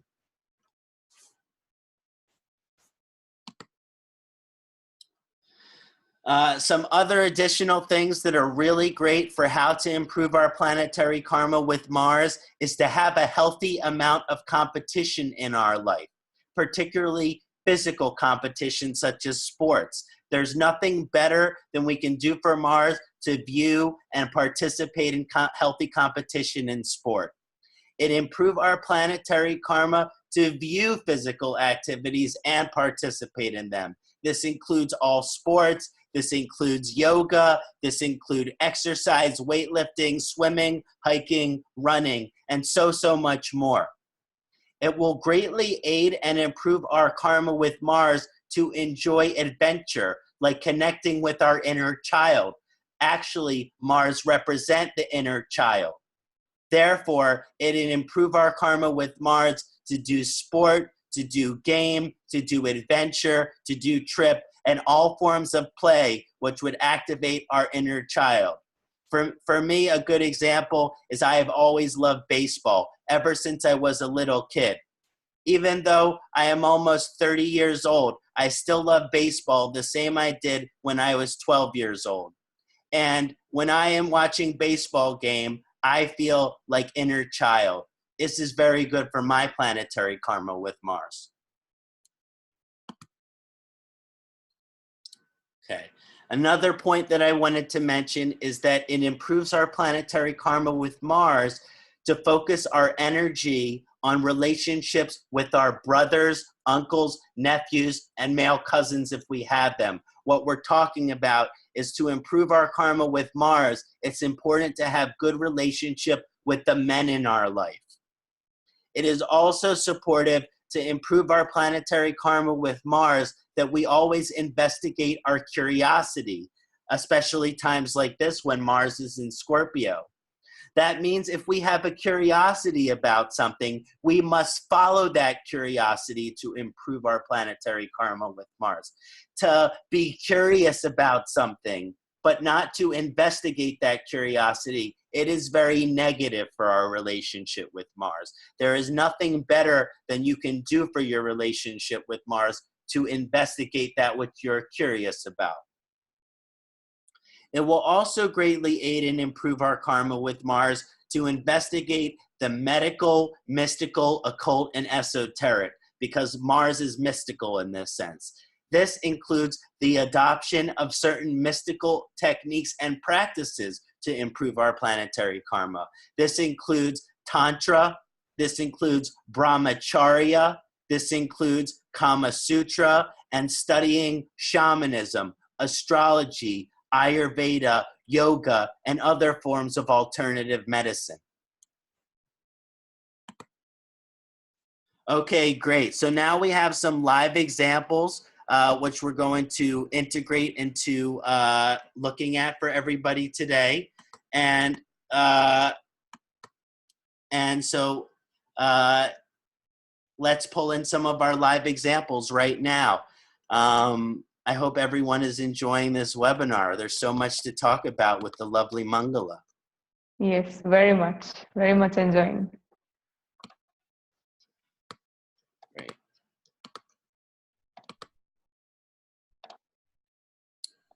Okay. So is Georgina here? I can't see her. Let me look under participants. No, I can't see her. Okay, I don't think she made it. Oh, I think it might be Gina Kerr. I think Gina Kerr is Georgina. Okay, Gina. Okay, yeah, she's saying yes. Okay, we'll pull you into analyst. Okay.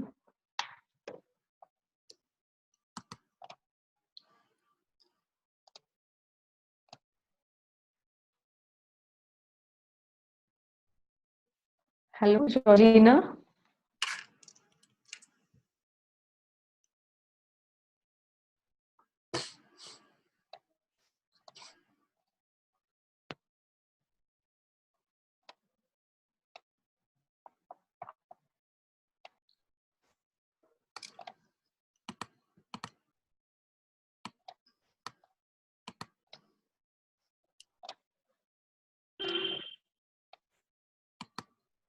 I can't see her in the panelist window. In the panelist window? Yes. It won't let Though me. I've Oh, she just. promoted her to panelist. I can't find her under attendees now either. Yeah, right. Okay.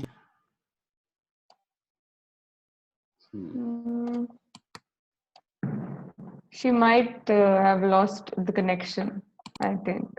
Okay, well, why don't we go to the next person, and if she come back, we'll go back. Sure. Okay, great. Right. Okay, so let's bring over is Nina Bindra. Yes. Okay, I'm promoting her to panelist.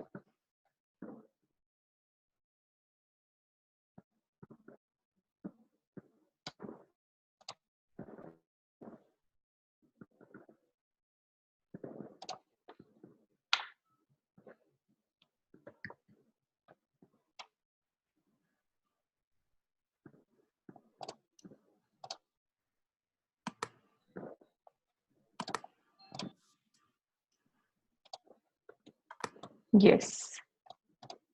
Hello, Namaste. Nina ji. I think her mic is muted.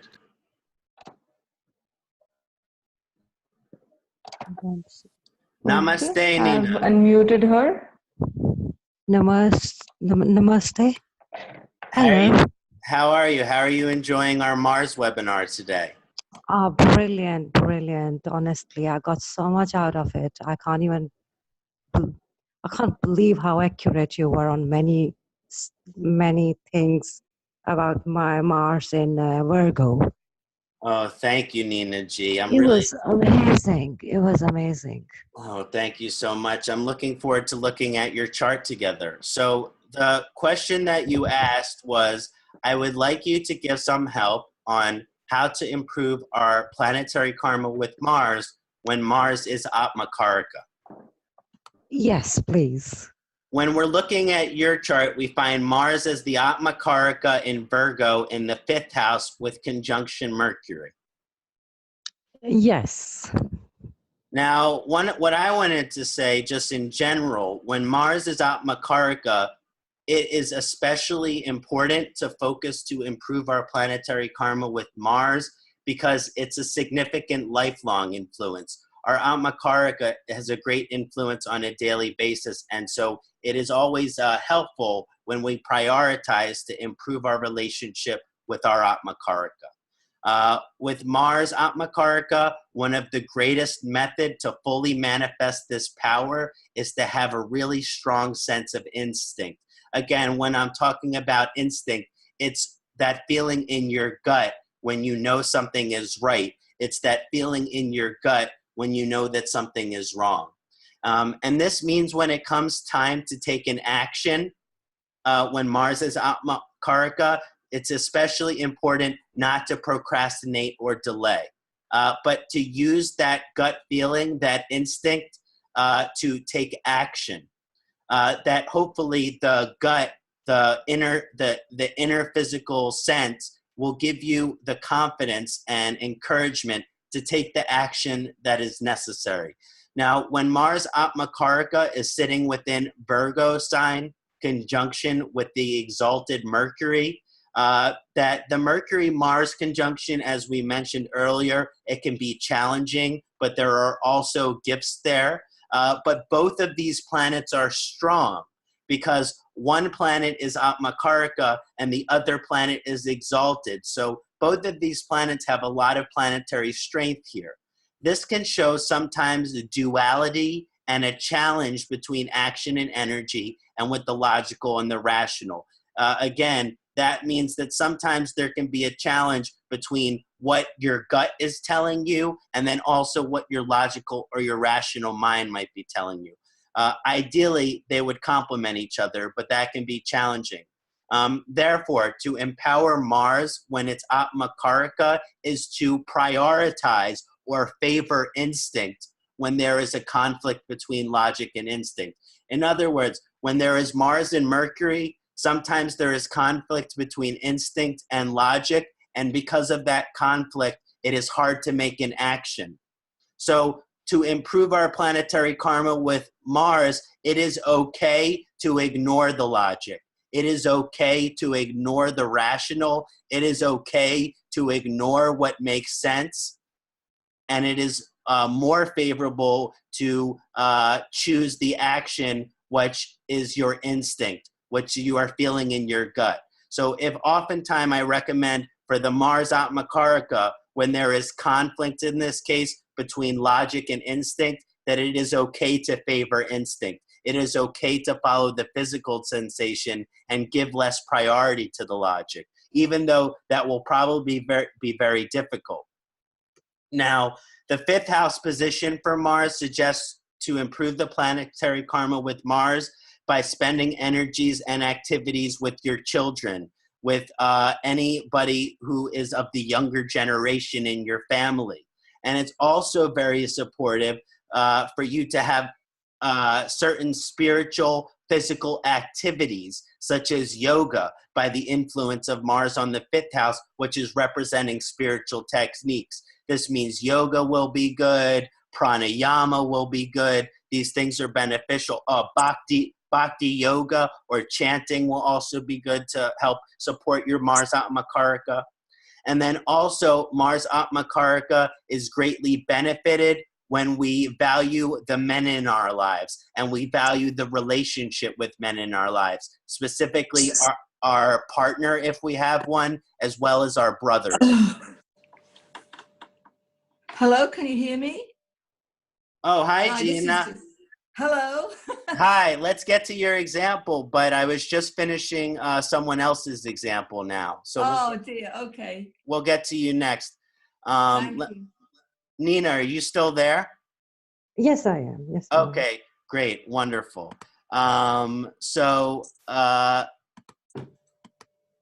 Okay, great. So does all of that make sense, Nina G? You're absolutely right. I literally spend a lot of time with my daughter, who is like a friend to me. Mm-hmm. And she's only 20, but she's like a friend to me. And I get along a lot of children who are in their 20s, mid-20s. Like, I get along well with them. I spend a lot of time with them, just doing playful, like a friends to them. Mm-hmm. And I don't have a partner. He died, but I do have a lot of respect and a lot of caring nature towards my adopted brothers and my cousins. I look after them like my own children, literally. And they also love me equally. It's like pretty much all you said is perfectly making sense. And that's what I have been doing a long time. And that's what I do. Well, then I'm happy to hear that. It sounds like you are, I feel intuitively, you have a strong devotion to improve your planetary karma with all of the planets. And I'm happy. And I also do exactly what you said, do some mantras. I'm quite spiritualist. And on the other hand, when you said go with your gut and go with your instinct, I do get, I have like those capabilities and abilities, like out-of-body experiences, and I get intuitions and I get dreams, parallel dreams, things are happening. So all of that is, but yes, you're right. Sometimes I cannot tell people something is about to happen because I don't know. I get tongue-tied. Yeah, of course. And that can also be the Mercury conjunction can be a little tongue-tied with Mars.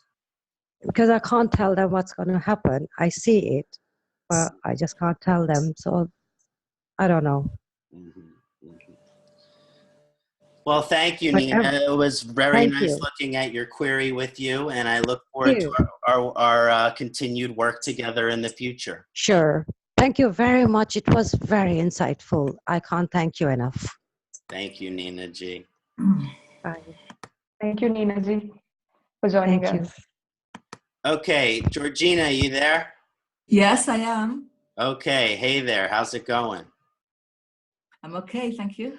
Okay, so the question that I have for you is that you're in the last years of your Mardasha. You mentioned that Mars is also your Atma Karaka and very unique conjunction of Ketu in the 12th with Aries. Yes. You mentioned having to end a difficult relationship in this dasha, but there was lots of spiritual growth, including diving deep into Vedic astrology. And but even with that, there's also a lot of isolation and pain. And so what lessons of the Mars dasha to take forward with you to the upcoming Rahu dasha? Yeah, that's right. Again, this is Georgina's chart, everyone, South Indian and North Indian. And when we're looking at the position of Mars, we're looking at 12th house Atma Karaka in Aries, natural sign, with rulership of the 7th house and rulership of the 12th house. So whenever we are living in the dasha of the planet, which is our Atma Karaka, that's a very important time in our life. And that dasha will have a profound influence in our life. Your Atma Karaka has very good dignity in the natural sign of Aries, but has some challenging energy because of the 12th house position. Additionally, Mars rules your 7th house, conjunct with enemy planet Saturn. So that is a challenging Mars aspect as well. Mars activation of 12th house and rulership of 7th house creates certain difficulties or issues, as the 12th house position is for moksha. And that supports the Mars dasha to be beneficial for you spiritually on your path towards moksha, on your path to samadhi, on the path to your highest spiritual evolution, especially because Ketu is moksha karaka. You have moksha planet in moksha house. This is very significant.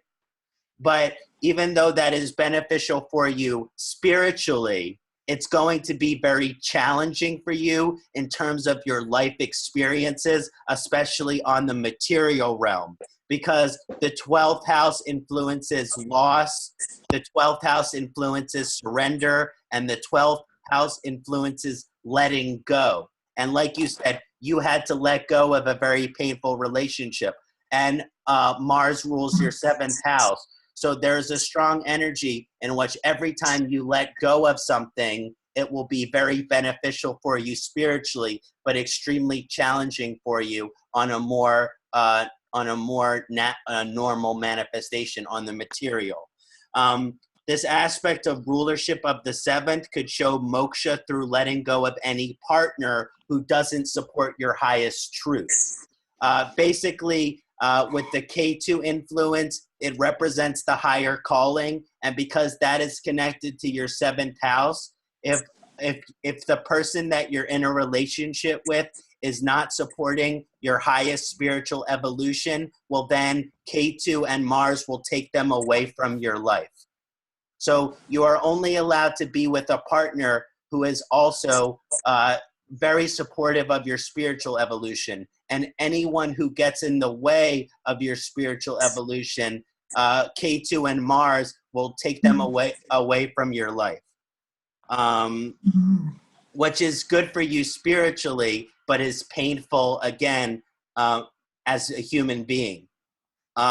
Moving forward to your Rahu Dasha, is that over your Mars Dasha, you have lost certain attachments throughout the Dasha, which help your spiritual evolution. So there were certain things that you had an attachment to. You no longer have an attachment to those things. And you're deeply connected to your spiritual path because you let go of many things which no longer support you. And this will be very helpful in your Rahu Mahadasha, which is trying to help you live in the moment, which is trying to help you live one day at a time and surrender your preconception. So your surrender of everything during your Mars Dasha will also help your ability to live in the moment when you go towards your Rahu Mahadasha. Now, interestingly, the Mars Dasha activation on the 12th house took you outside of society, more into the spiritual world. But Rahu, because it's in the 6th house, will bring you back to the material world, will bring you back to the Artha, which is prosperity and success and financial security. So what's also very interesting is you're leaving a spiritual time of your life for something where you will be brought more to the material again, and you will be working again. More business. Oh, that's amazing. That's amazing. Thank you. Can you hear me? Yes. Thank you so much, Georgina, for sharing your question. It was really good. Okay, that was amazing what you said, actually. It's all very true. And I've been a bit scared of going into Rahu, being a bit scared, but I think it's going to be more positive, as you say, actually. Yeah. Yeah. And my intuition is it will be very beneficial for you financially. Oh, that will be very welcome. Yeah. I hope so. Because with the K2 in the 12th house, it makes it really hard for you to save money during the Mars period. Yeah, I do save, I do save, but I've had some challenges. Yes, that's true. I've had some challenges. Can I just ask you one thing? Of course. Just ask you one thing. Because I'm adopted and I met my brothers, during the Mars Dasha. Yeah, I wow. found I have two brothers. I had no idea that I had before. And I'm wondering what's going to happen during my next Dasha with that, whether that's going to help take it forward or whatever. I don't suppose you can see that, but well, what's very interesting about your K2 Mars conjunction is I've seen this before, because K2 is a tail with no head, and which means we can't see it, which means we're blind to it. And Mars represents sibling. It's not the first time I've seen K2 Mars where the person find out that they have sibling later in life. Oh, that's amazing. Because K2 would make you blind about it for a certain portion of your life. Yeah, well, I'm 60. Yeah. I'm 60. That's amazing. And part of the reason that is because there's moksha, which means not attachment. But so maybe part of the reason that, in other words, maybe there's a vulnerability towards attachment to them, which is why there was a delay in that manifestation.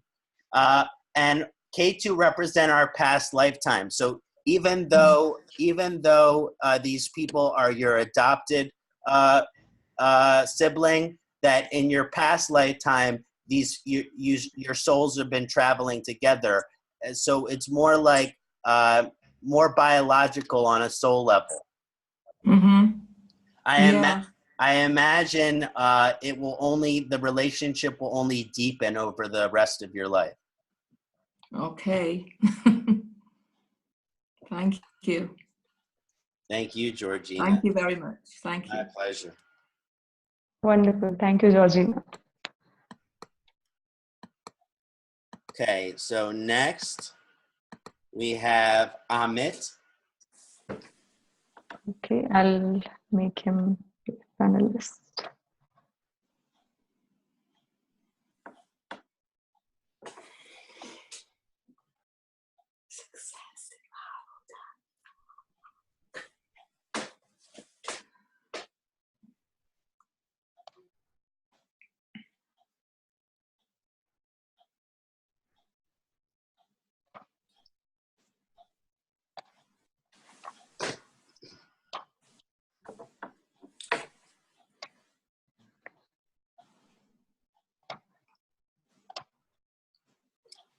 Madhura, I'll be back in 30 seconds. Just one. Sure. I'll be right back while you pull Amit in. I'll be right back. Sure. Wow. So after we get all dressed up and doing a big thing, I was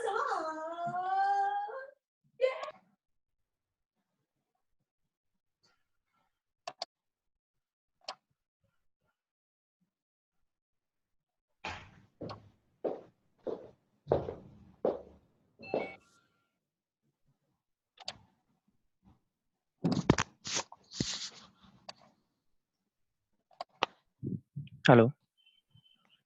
Hello. Hello, Amit. Yeah. Hello. Yeah. Hi. Kṣaṇāti will be back in just 2 minutes. Okay.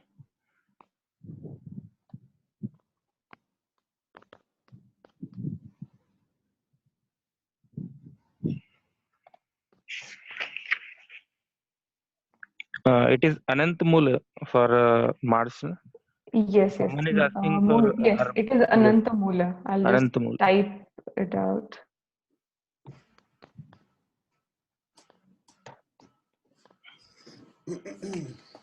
Okay. Yes. Namaste, Amit. Hello. Yeah. Namaste, Kṣaṇāti. How are you Yeah. doing today? Yeah. It is great to see you again, Kṣaṇāti. So let's take a look at your query together today. So you asked if your Mars is Lagna, 6th Lord, 11th house in Hasta. You're interested in astrology and occult science, and you are curious, shall you potentially pursue career in astrology and occult science? You're currently working in telecom wireless technical support, and you're wondering if how to improve your specific karma with Mars and how Mars influences your career and the work that you do. Yes, exactly. When we're looking at Amitji's chart, we're looking at Scorpio Lagna with 3 planet, K2 Sun, Jupiter, and we're looking at Mars position in 11th house in Virgo sign, also Mars rulership of the 6th house. Now, when we're first looking at your planetary karma with Mars, we notice Mars in Virgo position in 11th. You mentioned your career in telecom, which can often be shown with the Mars and Mercury sign or the Mars-Mercury relationship. So initially, telecom is very appropriate for your Mars position. Now, that is because Virgo has a representation for technology, and with Mars there, the rulership of your 6th house as well, it is influencing profits and gains through actions related to technology and communications. This means by the influence on the 6th house, though, it's not necessarily resonate as life purpose. It might be the work that you, it might be the work that you do and the wage that you get paid, but it might not resonate in the deepest sense as far as your life purpose, much more so because the sun is in Scorpio and the Leo rules your 5th house, something along the lines of the occult, the esoteric, that would resonate more as the life purpose. But the energy in the chart shows that your financial growth is closely connected to the telecom. Now, you mentioned your career and work in potential career and work in the astrology of the occult sciences. I really felt this is supported by your Lagna because of K2 Sun and Jupiter in Scorpio. 3 planets in Scorpio, including the Sun, which is the ruler of your 10th house. So I could see your enthusiasm for these areas, as well as it resonating as deeply meaningful and valuable for you to work in this type of field. However, this type of alignment supports a powerful aspect of your dharma to be aligned to the spiritual wisdom, mysticism, and occult or esoteric practices like astrology, Ayurveda, yoga. It will show that it's part of your dharma to investigate those practices. You have 3 planets in Scorpio. I believe that the chart shows that it is your dharma and your higher calling to explore astrology and the occult sciences. But because of your Mars position in the 11th house, it might suggest that you will make more money, more profit, more financial success in technology and communication, even though your dharma and your passion would be the occult sciences like astrology. It isn't that strong in your chart for you to be able to make that much money off of that. So even though it is your greatest dharma and passion, which you have a special gift in, I don't necessarily see it as income for you.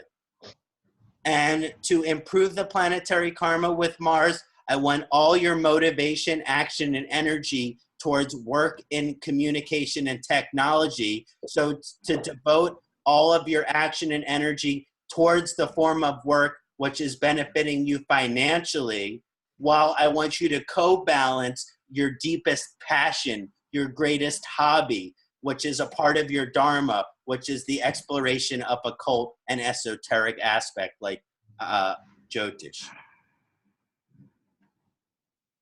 Yes, exactly, Kṣaṇāti. Actually, my interest is started in my Rahu Mahadasha recently from last year. Mm-hmm. So as soon as my Rahu Dasha started, I went in astrology, Mm-hmm. and you clearly detailed my question, and you clearly answered my question, and clearly I got your point. So Amit, I can see you being a well-studied enough astrologer to do readings. But I Okay. just think that it's important that you have an alternative form of income. Okay. Like I see your Okay. gift as an astrologer, but I see that you could make even more money in technology and communication than maybe you would make in astrology. Yes. Yeah, it makes sense. Okay. Yeah, Thank you, it's Kṣaṇāti. Thank you. Thank you yeah. very much. Of course, Okay. brother. Namaste. Om Namah Okay. Shivaya. Om Namah Shivaya. Thank you, Amit. Okay. Okay, Madhurji, is Dinesh Ji here? I can't see. I didn't see him earlier. Yeah. I don't think he's here, but he's going to watch this later, so we'll just look at his chart and kind of answer it quickly. He wanted to Sure. know how and what role Mars is playing in his life, particularly health, career, and relationship. We've looked at Dinesh G's chart before. He's a Mars in the Lagna in position of Pisces, and Mars has rulership over second house. Mars has rulership over ninth house. When looking at the planetary influence of Mars here, we find Mars in Lagna of Pisces. Mars also has rulership of second and ninth house. And since Mars has position in Lagna, this has profound influence on the physical body and balance of the Ayurvedic dosha, because the Lagna has a profound influence on the body. So whenever a planet is in Lagna, it influences the dosha of the body strong. So Mars has a strong influence on your health, Dinesh. And Mars is a strong Pitta planet. And so as far as health is considered, there is strong Pitta element to the constitution, your Prakriti, but also a vulnerability to the Pitta type imbalances or health difficulties known as Vikriti, or the current state of your dosha. Mars influence on second house, which influence finance and family. For finance influence, it can show Mars can go strong towards making money, and good action and energy can go towards Artabhava. If you put action and energy towards making money, then you should do a pretty good job. But for Mars influence on big picture family, it means often there is a very powerful and passionate relationship with your loved ones. But because of Mars, sometimes that relationship can be challenging in the Pitta type sense, which means your relationships can create frustration and irritability. You can be short-tempered potentially with some members of your family.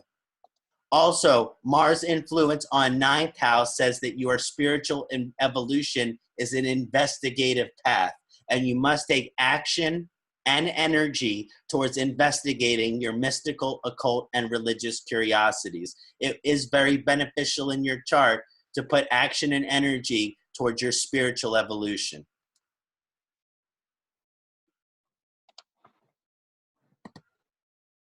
Okay, everyone. So now we're going to take a look at the great Mahatma Gandhi chart. always such an inspiration, such a figure for independence, for freedom, for fairness, for equality, for liberty, for harmony, for justice, a real embodiment of truth. And I was very excited that everyone in the community decided, let's look at Mahatma Gandhi's chart, because it's very interesting. He was a man of peace, but he was a man of a spiritual warrior. So much like a Quaker in the West, Mahatma Gandhi only believes in peace, but he was a aggressive resistance. He believed doing everything that you can outside of violence in order to manifest truth. And I just think that he has a very powerful spiritual warrior energy, and I really like that about Gandhi's chart. So when we're looking at Gandhiji planetary karma with Mars, we find Mars within Libra sign of second house. Mars is also conjunction with Venus, only 2 degrees of separation, very close, and Mercury is there as well. Mars has rulership of third house. Mars has rulership of 8th house. Mars position in Libra in the second house shows energy where Gandhi is a spiritual warrior, fighting for balance and harmony and equality. Libra is all about peace, balance, and harmony, but Mars is the warrior. So when you're looking at Gandhi, you are looking at a warrior for peace. And I think there is nothing more beautiful than a warrior for peace, because there is nothing greater to fight for than for peace and love. Libra is peace-loving, but when Mars is in Libra, especially with Venus, it means you are willing to fight for peace. And in Gandhi's sense, he used passive resistance in order to fight. He did not believe in violence, but nonetheless, his resistance was aggressive. Mars influence on third house with Saturn shows strong communication and also mystical nature. Mars influence on 8th house with retrograde Jupiter supports a very mystical individual. We talked about the combination of Jupiter and Mars that allows wisdom to be put into action. And he has a very unique code of morals and ethics because Jupiter is retrograde and is able to put spiritual wisdom and truth into action because of Jupiter in Aries. Gandhiji could not be told what to believe or what is right. He would not accept the status quo. Gandhiji used harmony and balance as a priority for all humanity to determine what actions to take, to determine what to fight for. And I just think that it's just such a beautiful manifestation of Mars energy to see a warrior and a spiritual fighter who does not use violence. There's nothing more beautiful than that. Truly, it's beautiful. So I hope everyone had a lovely experience with how to improve our planetary karma with Mangala, Mars today. Again, I'd like to give a special thanks to Madhuraji. Thank you so much for your constant support and your facilitation of these events. And I just can't tell you how grateful I am. Thank you so much. Thank you so much, Kṣaṇāti. It was absolutely brilliant from start to end, including remedies, including Mars relation with other planets, other signs, then at the end, community examples, the way you answered their questions, and at the end, the perfect example of Mahatma Gandhiji manifestation of Mars into his chart. So everything was simply brilliant. So thank you so much, and I really look forward to our next webinar, which is on 18th of March on astrocartography. So thank you so much, Kṣaṇāti, and thank you so much everybody for joining us. So, and I look forward to see all of you in the astrocartography webinar. Thank you so much. Thank you so much, everyone. Om Namah Shivaya. If it's evening where you are, have a beautiful rest. If it's morning where you are, have a beautiful day. And look forward to hearing from all of you and seeing all of you in the future. Om Namah Shivaya. Om Namah Shivaya. Thank you so much. Bye-bye.